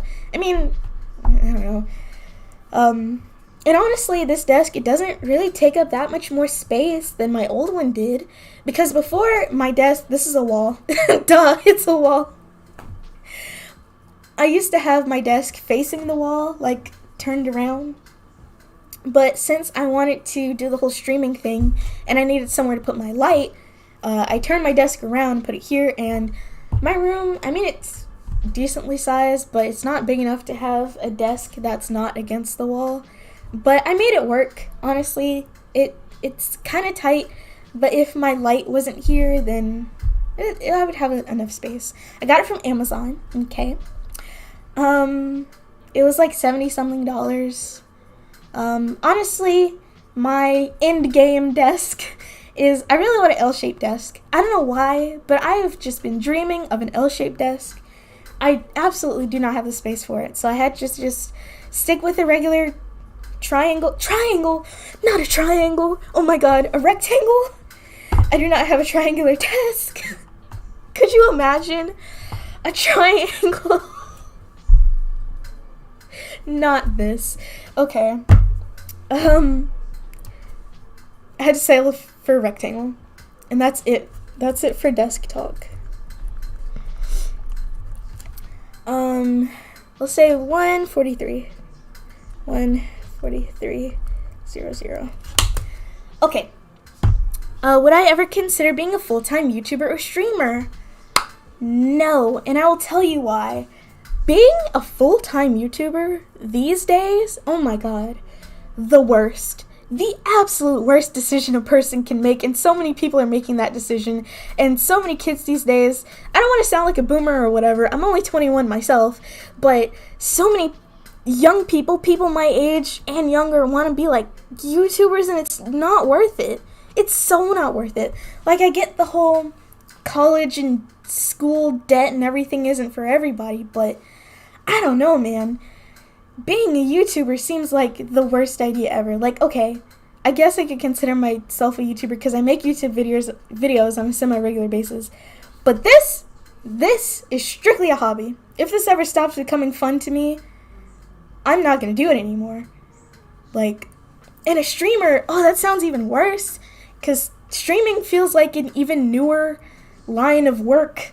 I don't want to put it in quotation marks to, like, invalidate people's actual jobs, but it's not worth it for me. And I'll tell you why. It's not because I don't find it enjoyable. Clearly I find it enjoyable because I'm doing it, right? I think it's great, but I'm looking at Streamlabs OBS right now, and I have 3 viewers, okay? I love the 3 of you that are here right now. You're great, you're based. Shout out to the 3 of you, but I don't know how long I could take being a person who has literally less than 5 people showing up to my streams on a regular basis. Now, I know what you said is a full-time streamer, and full-time is 40 hours a week. If I was streaming 40 hours a week, right, I feel like I could acquire a audience fairly easily, not easily, but way better than I'm doing right now. I'll say that. Because consistency is key in this game, and I am so inconsistent that it's not going to work out. Bro, I haven't streamed since March, okay? And back then, I was doing it, like, weekly, and even weekly, I wasn't having, like, great numbers. And I know numbers aren't everything, but numbers aren't everything to me for my purposes of this. But if you're requiring, oh my god, let me calm down. If you're relying on this for a livelihood, to pay your bills and put food on the table, it just doesn't cut it. First of all, you gotta, what is it called? Not put all your eggs in one basket. Diversify your portfolio. You gotta do that. Not with, like, actual stocks, because stocks are stupid, but, you know, with the things that you do. You can't just be a YouTuber. I mean, a lot of YouTubers now, they're doing the whole YouTube and Twitch thing, and that's doing well for them because they get YouTube AdSense and they also get Twitch donations, which works out for them, I guess. But you also have to realize that the people who are making, the YouTubers, I should say, who are making the switch, not the switch, but also going to Twitch as well, they already have big audiences where they know they can take their already sizable audience to Twitch and still be semi-successful there. Case in point, D'Angelo Wallace. He only recently started streaming on Twitch, and I think he has something like, I don't know, man. I have no idea how many subscribers he has, and when I say subscribers on Twitch, those are people paying money, alright? I don't know how many subscribers he has, but he has a decent amount, right? And he only kind of recently started doing this, like, within 2021, okay? But he already had, like, several million subscribers on multiple channels. Like, that's not gonna work out for me. Let me have a look. YouTube Studio. I have 1,718 subscribers, right? I think a very small percentage of those would follow me to Twitch if I went there. A very small percentage. Not even a lot. And I mean, the reason, because I used to stream on Twitch too, right? Like, semi-regularly, before I switched to YouTube. Like, I have a whole dumb announcement video on my channel, like, announcing, hey, I'm going to be streaming on Twitch. But I stopped streaming on Twitch and I went to YouTube because even though I have some would consider it low, I don't consider it low. I think it's a nice number, but I already have kind of a low subscriber number, right? And honestly, here's the tea, subscribers don't mean anything. What really matters is viewers, like people who are actually watching your video, and even more, people who are coming back to watch your videos. Because I will say this about myself, and I will say that this probably tracks for some other people too, but I would say that for the most part, I watch a lot of YouTube channels on the regular that I'm not subscribed to. Like, I see them on my homepage, and like their new videos get pushed to my homepage, and I watch them, but I'm not subscribed to them. So even though like that's one less subscriber, that's still one viewer, one active viewer, you know. So subscriber numbers, they're not really an accurate representation of your audience. So, oh man, really long story short, I don't think I would give up a traditional job, okay, for YouTube. I don't think it's worth it. I really don't. Let's see. Every internet person I see becomes bad or makes their bag and leaves. Yeah, man. Let's see.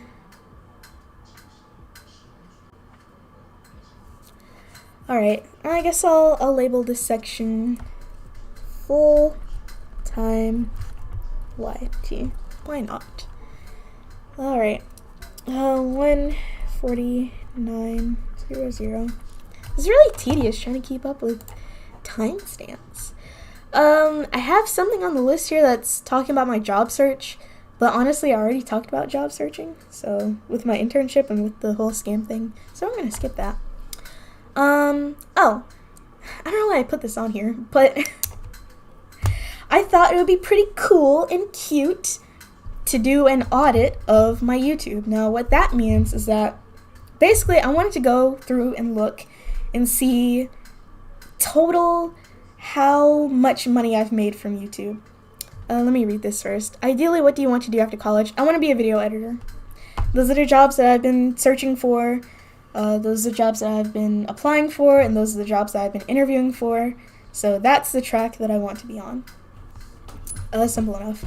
One day, I want to work on films, but right now, just regular companies like, I don't know what to call them, ad agencies, marketing stuff, non-films.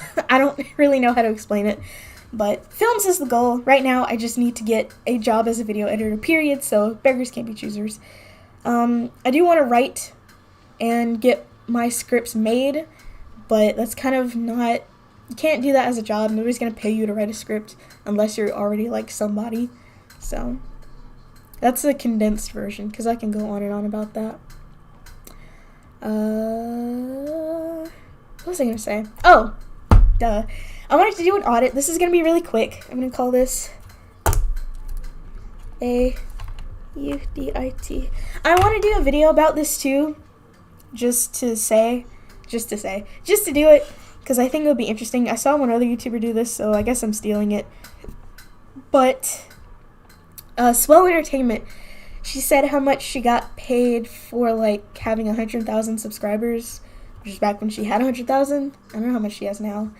I watch her casually, I guess. But so I got my first AdSense check recently. It wasn't a check; they just direct deposited it into my account. And let me just check because I legit forgot. No, wait, I did forget. I most certainly forgot how much it was. So I got my first AdSense check. When was that? It was at the end of April. That's all I can say. And it was for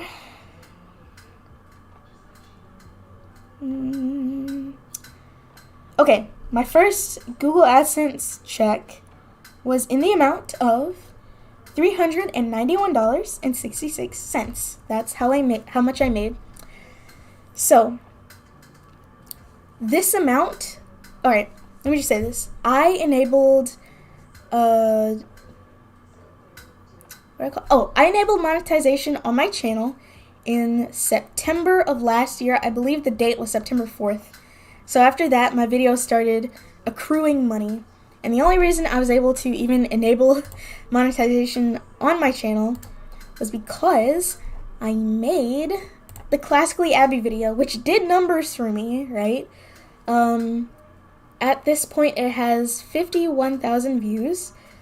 The video itself isn't eligible for copyright because I used a copyrighted song, but when I posted the video, I didn't have monetization on my channel, so I didn't care.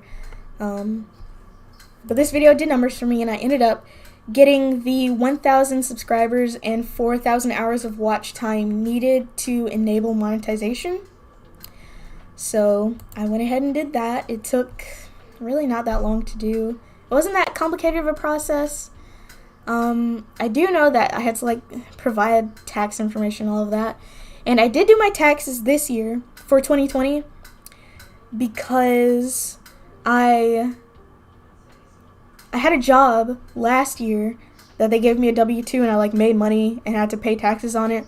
So I did my taxes for the first time ever. Ooh, baby's first tax return. Yeah, I did that. I got my tax return. I got, this isn't related to YouTube, but I got $122 from the United States government, and I got $51 from the state of Mississippi, which is where I did the work. And that was my tax return, you know. In high school, I always hear about like people's parents getting like $3,000 in tax returns. I'm like, what is going on? But anyways, I literally had like one paying job in the year of 2020, so it's fine. So yeah, I made $391.66. So I enabled monetization in September. From September to March of this year, September, October, November, December, January, February, March. That's 7 months, okay? It took me 7 months to get to the $100 threshold for Google to pay me. Which honestly, I mean, maybe I get why they do that, but I knew it was going to take like a really long time for me to like get to $100 because I believe prior to me uploading my iceberg video, I think I was at like 40 something dollars made total, and that video was uploaded in February. So from September to February, I made like $40. So then again, my videos, they don't get that many views, right?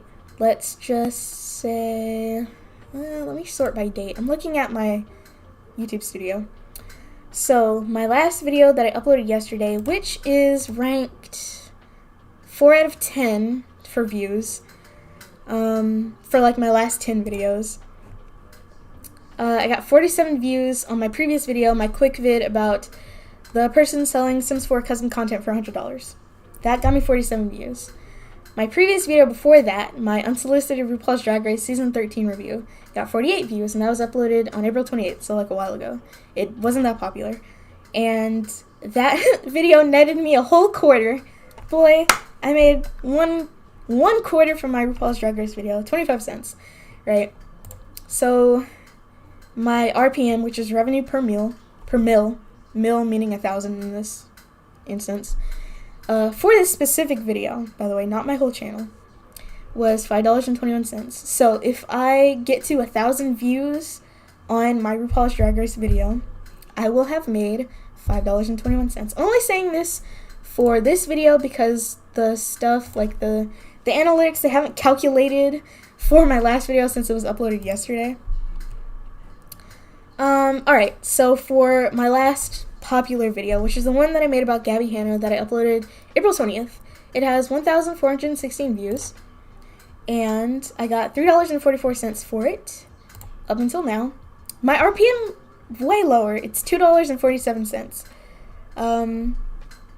So I made $3.44. This has like 1,000 views and some change, so $2.40. Yeah, that makes sense. I mean, it was a drama-related video, and those tend to get hit more because YouTube doesn't like them, but you know. So my last popular video did not have monetization on it. It was Lily Jean Took Down My Video. That one I didn't put monetization on because this was before they had the checks, like the automatic checks, for like copyright and ads. So I just wanted to get it up because I just wanted it to be out. Like, I didn't really want to worry about it. But my next popular video before that was The Many Lies of Lily Jean. That has 2,654 views at this point, and it has made me $9.05, which feels like a lot. But the RPM on this one is 344, so it's only slightly more than my Gabby Hanna video. But it also has like 2,000 views, so that makes sense. And then, here's the truth. Here's the real tea, right? My iceberg video is the only reason I was able to get a single red cent from YouTube in the year of our Lord 2021. Because if I had not made that, maybe I would have made it to $100 like in December or maybe even January of next year. that was just the rate that I was going at, which I would say is a pretty steady rate. Let's see. So, I will also say, I put, what do you call them? Mid-rolls after every section in that video. So after every iceberg section, I put a mid-roll. It was like an ad break, you know, how you'd have in a TV show. After each section, you'd have an ad. So,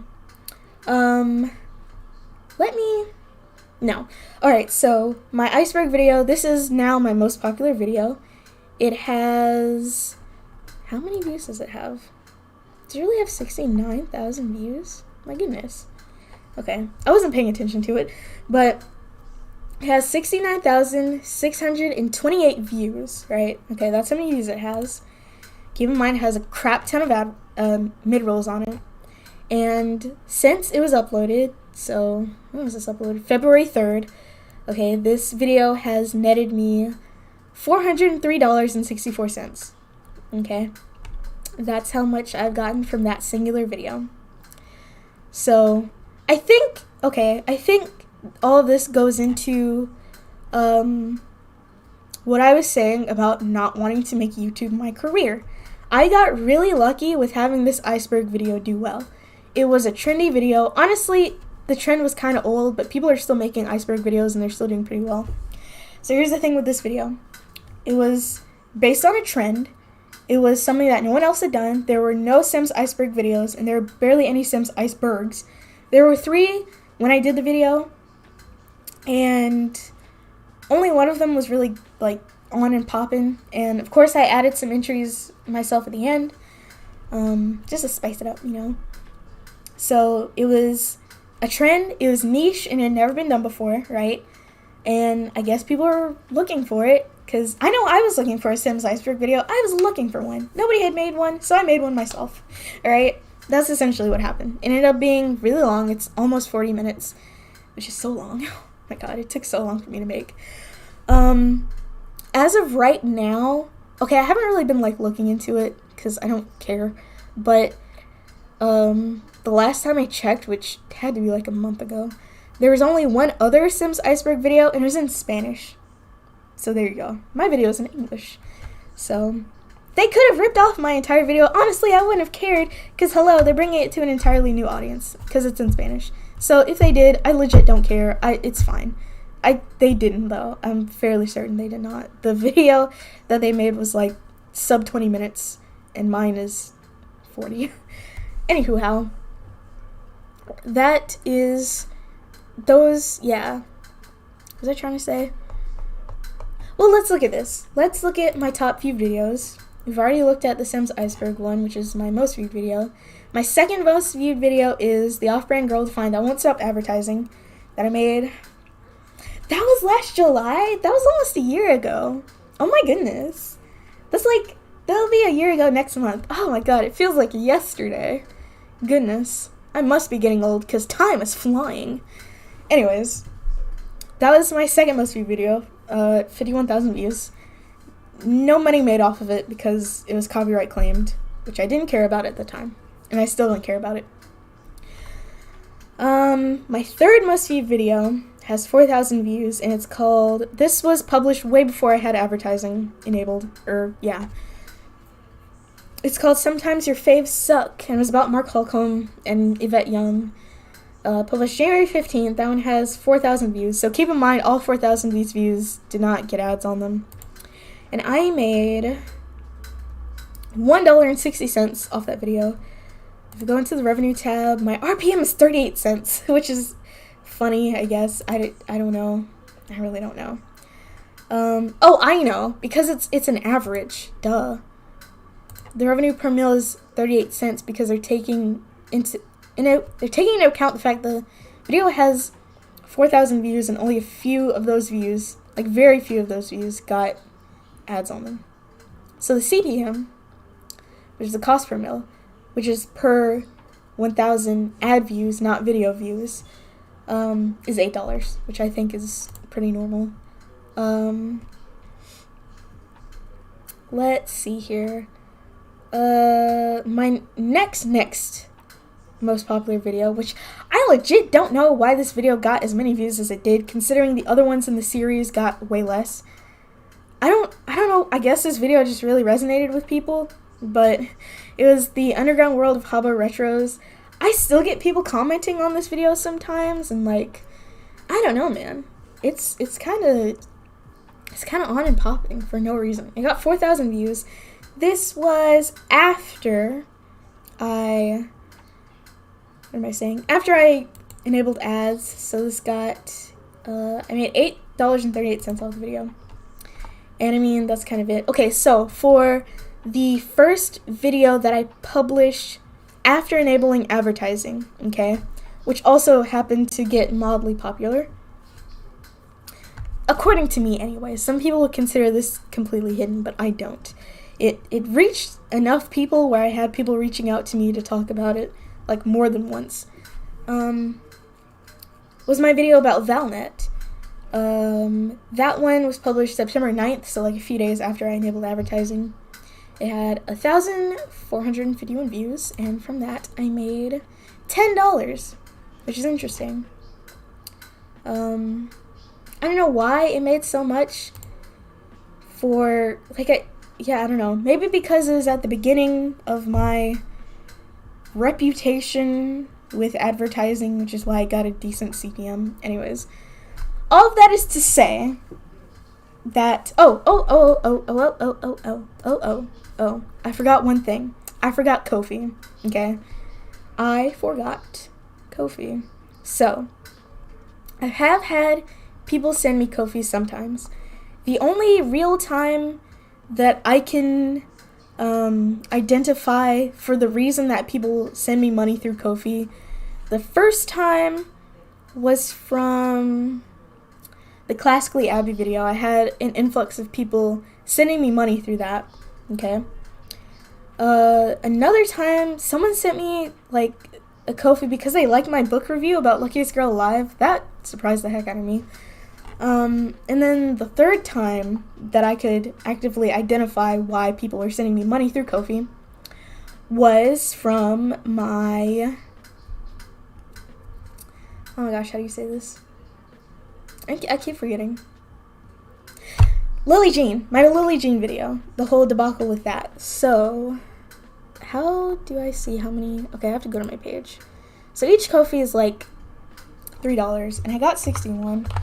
So, from Ko-fi, I made a total of $183, which is, let's see, I started receiving them roughly 9 months ago. No, it was 9 months ago. That was the first one that I got. So, over a period of 9 months, I made 9 months, okay? These were donations out of the kindness of people's hearts. I made $183, which is not a whole lot.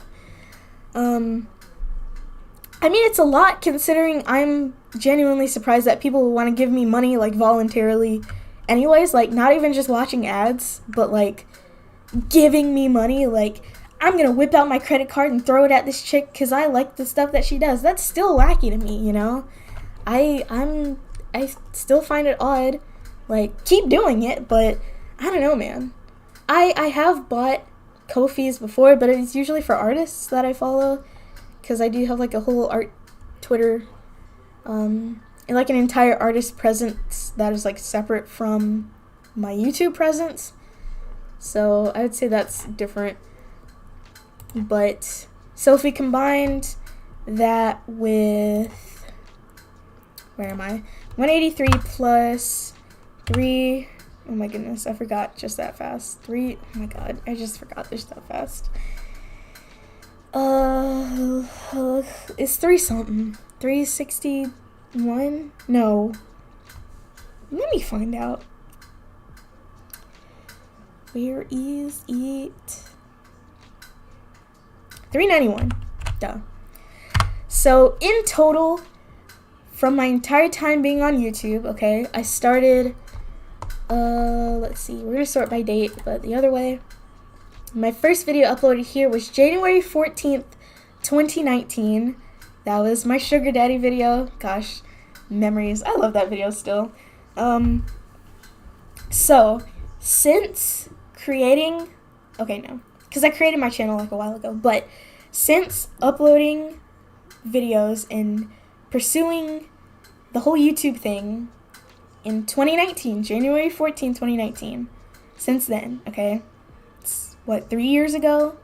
In the 3 years that I've been on YouTube, I have made a grand total of $574. And probably some cents there too, but, you know, that's all I have made for that. So if we're gonna go by total video views, let's see, there's a way to see this. Lifetime? Yeah, lifetime. So if I have 146.3 thousand views. Okay, so I don't know why I have multiple instances of this calculator up, but I'm gonna use it. Alright, so for the 146,300, because it rounds up, I don't know the exact number, 146,300 views that I have made in total on this channel. I have gotten $574 for them, so 570, what's wrong? No, divided by 574. That's not right. That's so not right. Hold on. What did I do wrong? Oh my god, 146,300. I'm not good at math, you guys. Don't make fun of me. Divided by, it's the big number. Yes, it's the big number first. God, 574. That's not right. Hold on. Why is that not right? This says 254.8. Oh my god, I'm getting flashbacks. Let me do 574 divided by, okay. No, I was doing that wrong. Oh, I'm dumb. Okay. 146,300. Alright, so I have made 0.00. I'm going to round it up. I'm going to be generous to myself. I make 0.004 cents per view. Just, if we're going by averages, that's probably not accurate considering I haven't had monetization for the majority of my time on YouTube. But that is how much money I have made. That's the whole breakdown here. That's how it went. That's how it goes. That's the way she goes. And honestly, you know, I mean, I was about to say money isn't everything, but if you're dead, boot nasty broke, I'm not. Like, I live in a house. I have no bills to pay. I'm basically living rent-free in some people's heads and in my house. That was dumb. That wasn't even funny. Anyways, I basically live rent-free here. I have very few expenses, so it's not that much of a problem, but being that the person that I am, that I aspire for better things for myself and living in this boot nasty town and still in my parents' house at the advanced stage of 21, you know, I personally don't think that YouTube is worth it as a career. And from what I have just said here, after 3 years here, and honestly, I feel successful on my YouTube channel, but if we're going off of successful YouTubers, my unsuccessful YouTube channel, it's really not worth it. After 3 years, you know, if I worked a job, right? Okay, if I worked a job for 3 years and I only got paid $500, first of all, I wouldn't be working there for 3 years, okay? Bottom line. And that, ladies, gentlemen, and children, is why YouTube isn't worth it as a career. Unless you get lucky and hit it big. I mean, it's basically like the lottery, and I don't like to play the lottery either. I don't like to gamble. Big surprise there. So, that's that. That's my little YouTube audit. I don't know what can be learned from that, if anything, but maybe something. Alright. My final topic for tonight, because it's getting kind of late. I'm getting all phlegmy, and I'm a bit tired, and I'm sure my dog is kind of getting tired of being ignored. Rio.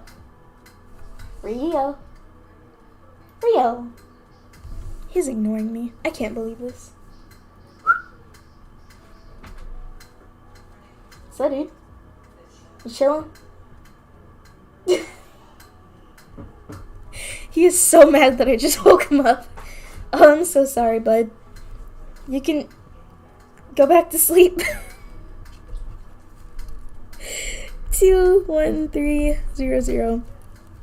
Alright, I wanted to talk about, this isn't really related to literally anything I've been talking about, so some people might want to peace out after this, but I want to talk about it because I just want to talk about it. Okay, there is a television show on Netflix.com called Frontier, okay? It stars Jason Momoa, and that's basically the only big name actor that's like in it. Yeah, it stars Jason Momoa. He's like it's about the fur trade in Canada during some time. And people don't like talking about the luck thing. I don't know why people don't like talking about the luck thing. It's clearly like YouTubers are at the mercy of the algorithm. And honestly, I kind of get a little annoyed when people talk about the algorithm like it's a big bad monster. But listen, it's the truth. I don't know why people don't talk about it. It's literally a luck game, okay? It's luck. Moving on. Back to Frontier. It's a television show on Netflix.com about the fur trade. I can't remember if it's before or after the American Revolution, but it literally doesn't matter because it takes place entirely in Canada. So, it's co-produced with Discovery Canada, which I thought was cool, It stars Jason Momoa as the main character, Declan Harp, and I think it first aired in 2016. Let me go on the Internet Movie Database. I don't know why I just said IMDb like that. That's so goofy. Unnecessary. Frontier. Nope. Yep, 2016. 2016 is when it first aired on Netflix, and I remember watching it. Oh my goodness, this is how long ago this was. I remember watching this on my phone in my Spanish class in high school. Well, okay, to be fair, it was my senior year of high school, so let's not get ahead of ourselves. But I'm fairly certain it, fully and completely croaked. It's, canceled. It only had 3 seasons. I'm on season 3 right now. But what I want to talk about is, number one, the fact that it's canceled. Okay, whatever. Jason Momoa is the main character, and he can't just, disappear from the show, because then what's the show gonna be? Even though he's, in all these contracts with, what is Aquaman? Is that DC? Yes. He's in all these contracts with DC, and, they've got a hold on him, this is the studio system or something. And, anyways. So, I get why it's not a thing anymore. I don't know if that's why it's not a thing anymore, but I just want to talk about season 3. So, okay. Some time passed. Okay, I guess not that much time passed. I feel like some time did pass, though. When did season 2 air? Because season 1 and season 2 aired pretty close to each other, I want to say. No. Okay. I'm dumb. Season 1 aired in 2016. Season 2 aired in 2017. Season 3 aired in 2018. It's not that hard of a concept to grasp.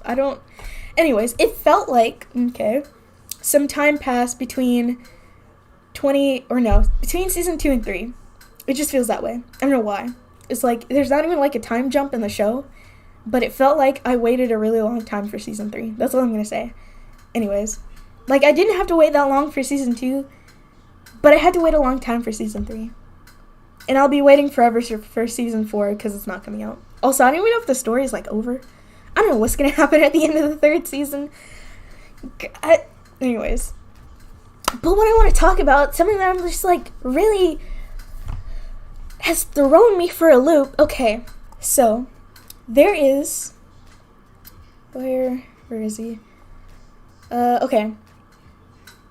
There is a character in this who's a very pivotal character in the story. I won't give away too much because it's going to take too long and it's not important. But there is a character named Captain Chesterfield. He's in the first 2 seasons, and he's an important character. He's a really important character. He's one of the big bads, right? He's not the biggest, baddest. He's not the biggest bad, but he's one of the big bads, right? He's one of the main antagonists of the series. And they kill him off screen in season 3. I'm still so sent from that. This is something that literally nobody else cares about but me, but I'm gonna talk about it, okay? I plan on making a video about Frontier later, not really about this specific topic, but I really wanted to talk about this. Okay, I'm gonna get to the bottom of this on stream tonight. Okay, that's what we're gonna do. Oh, let me label this. Hold on. Frontier.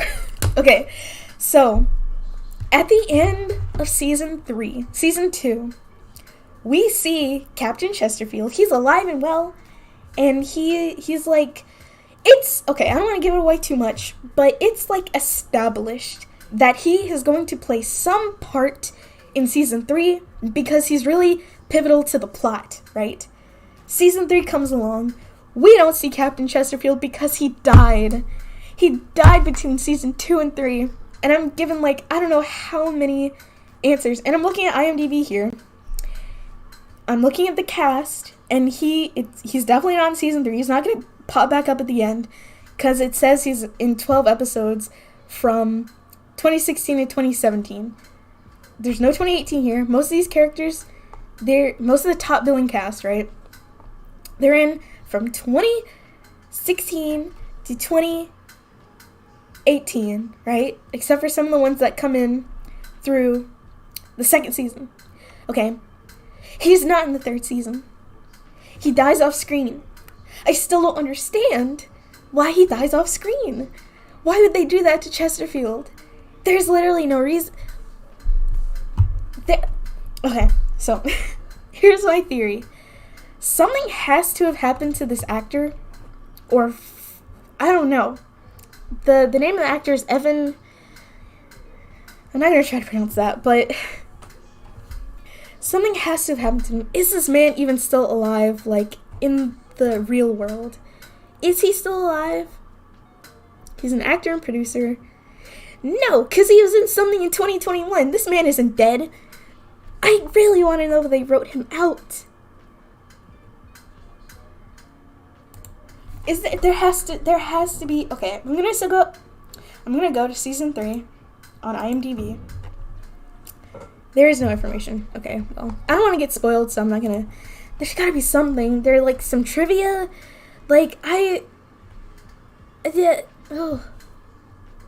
Let me see. I just really want to know why they wrote him out of the series. Something had to happen. I don't know if it was a scheduling conflict. I don't know what happened. But they didn't need to make him die off screen. Like, honestly, that kind of soured my mood on the entire show. Let's see. There's nothing about it. Okay, I'm just gonna straight up Google it. Why wasn't Chesterfield in season 3 of Frontier? There we go. Oh, there's a subreddit, of course. Alright. So there's someone asking if he died off screen. I heard the comment, Harp made about him standing too close to a cliff, but I didn't actually see this happen. I'm on episode 2, so maybe it happens in a flashback. Let's see. I don't know if there's any tea in this thread, or what. Let me see. Alright, so what I'm super shocked with is zero communication of any of this. Usually you hear about scheduling conflicts and all that before a season releases, but really, a completely off-screen death for one of the biggest characters. The first Brown brother had a more prolific send-off and effect with his death. I'm just dumbfounded. Me too, commenter. Me too. I feel like either some serious stuff happened backstage that the actor was removed from the show, or to keep Jason Momoa on board, they had to stick to his schedule, which may have blocked out Evan, which is the name of the actor. I can't seem to understand another reason, and there's nothing online about this. Let's see, okay, this person spent all day yesterday, 2 years ago, Googling it, and couldn't find anything on why it wasn't mentioned, or there's no mention of him renewing. If you look on his social media, there wasn't much promotion for the show, but he's promoting the crap out of it. Let's see. Let's see here.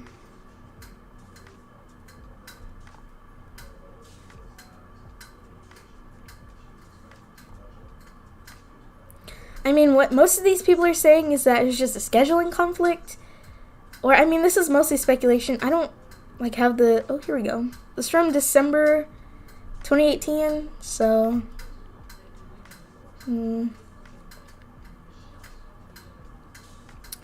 Let me see.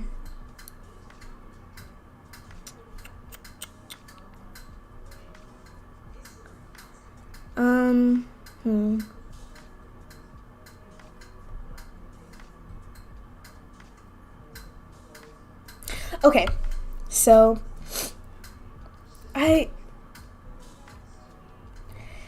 don't know. There's nothing about it. All right, so what is asking lot? Is this is this Yahoo Answers but for boomers? Let's see. All right, at the end of season 2, Lord Benton had escaped from his prison and captured Grace.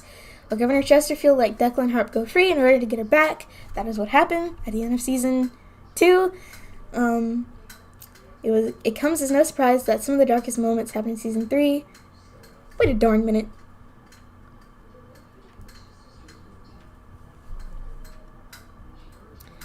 Let's see. Yeah, it's been officially canceled. It didn't just end, which I'm so mad. Netflix would cancel Frontier and then give us a hype house reality show? Bro, I'm rioting in the streets. I'm rioting in the streets. We can't get season 4 of Frontier just to tie up the loose ends, but we get hype house. Okay, I just really want to talk about who's in charge of content acquisition at Netflix. I just want to talk to them so I can take their job. That's basically it. If I were in charge of content acquisition at Netflix, honestly, it would probably be about the same, but I would like to think that I could maybe do something to improve the state of Netflix.com, because honestly, right now, it's grim. Okay, okay, I understand, it wasn't Netflix's decision to kill Chesterfield off screen, but it was Netflix's decision to cancel the series. So I'm mad. So, let's see. Frontier Season 3 contains both the lightest and darkest moments. Let me Control F because I don't care. Let's see. Let me go free. I feel like this is copy-pasted and that's literally it. Oh my god. Okay, we have a wiki for Frontier. We might get something there. Alright. Oh my goodness, what is this? What? Okay, I don't know why this is okay, that was weird. Let's see. Nope. Why is this naked HTML on this wiki? This is bad. Okay. Yeah, this is unfinished. Now I'm mad. I thought this wiki would lead to something. We'll go to characters. We'll go to... I'm gonna click on this again. It's literally gonna take... Okay. Well, if the fandom wiki won't tell me why Chesterfield died off screen... There's no tea here. This literally just basic information. I'm upset. I'm upsetty spaghetti. That's why? I really want to get to the bottom of this. So, okay. There is a Frontier subreddit. I'm gonna go back there and just see if there's anything. So, let's see here. Oh, here we go. Let's see. This one is just saying, I'm still not over Chesterfield's death. I don't care how unrealistic it might be. If there's ever going to be a season 4, I want him back. There's not. Good luck with that. I don't care much about Jason Momoa's role. I've always enjoyed the side characters more than Declan Harp. Honestly, I kind of agree. Declan Harp's storyline might be the most boring one in all of Frontier. Which is, I guess that's saying something because I do still like all of it. Let's see. I want to see more Silkenon, Grace, Pawn, the last remaining Brown brother, and Captain Chesterfield. Let's see. Oh, I'm about to see spoilers. Hold on. Let me save myself because I almost just saw a spoiler. Alright, well, I suppose we'll never know why Jonathan Chesterfield, a character from the television show Frontier on the website Netflix.com, died off screen. My biggest guess is scheduling conflicts. That's barely even anything, but anyways, I've been streaming for like almost 2.5 hours now, and I'm done with my topics. I talked for a really long time. I talked for a while. And you guys got to see my doggy. Wow. Let's see. 228. 0. I mean, Rio was in one of my videos. Where is he? Oh, he's over there. He was in one of my videos. He's in the Get to Know Me video, but like very briefly. But you guys got to see him. He's a cool dog. He's very old these days. I literally got him when I was in the 3rd grade. I am graduated from college, so I am enjoying the time that I have left with him, even though he is difficult sometimes. Oh my goodness. So I'm going to talk about this briefly because I really do need to go because it's late. But there's a stray female dog around here that's been like shacking up 3 doors down from my house. And I'm fairly certain she's in heat because anytime I take Rio outside, he loses all of his domestication in search of this dog. I've had to put a leash on him. I haven't put a leash on Rio in so long because literally where is he going to go? He's not very mobile these days, so he can't like escape. And like I have a fairly big backyard, so it wouldn't make sense. I'm not walking him down the street. I'm just taking him in my backyard, right? I've had to put a leash on this dog because anytime I take him outside, he loses all of his domestication because this freaking girl dog is in heat, and it has been the bane of my existence for the past 2 days now. Oh my god, it's a lot. It's a lot. It's really a lot. The girl dog herself, maybe this was my fault that I was keeping her around because she's so cute and very nice. She's definitely stray, but something tells me she used to belong to somebody because she's very social for a stray dog. She's not aggressive at all. And she's just a sweetie. She's so cute. This is her. This is she. Oh my goodness. This is bad. You can barely see this. Hold on. If I hold it up close enough, you might be able to see. Come on. I don't think this camera can like focus like that. This is a cheap webcam. But that is she. She's quite small. She loves to jump on me and get mud all over my shirts, which is very upsetting. I don't like muddy shirts. But, you know, sometimes I go outside, just me, not Rio, just to see her and to pet her. But now I'm honestly kind of upset because she's making me trying to let my dog go to the bathroom very difficult. So, that's that. Okay. I've got my timestamps here. I'm going to add them to the description and hopefully they'll do something. I still need to look at like the first couple because I forgot to write them down. Oopsie. But that's going to be it for me for today. I ran my mouth for a long time. Hopefully some of these topics were illuminating, especially the one about scams and my internship and the auditing of my YouTube channel. I hope you guys enjoyed. Don't know when I'm going to be back. Not gonna lie, it may be another month before you see me live. I'm still gonna make YouTube videos, duh. In fact, I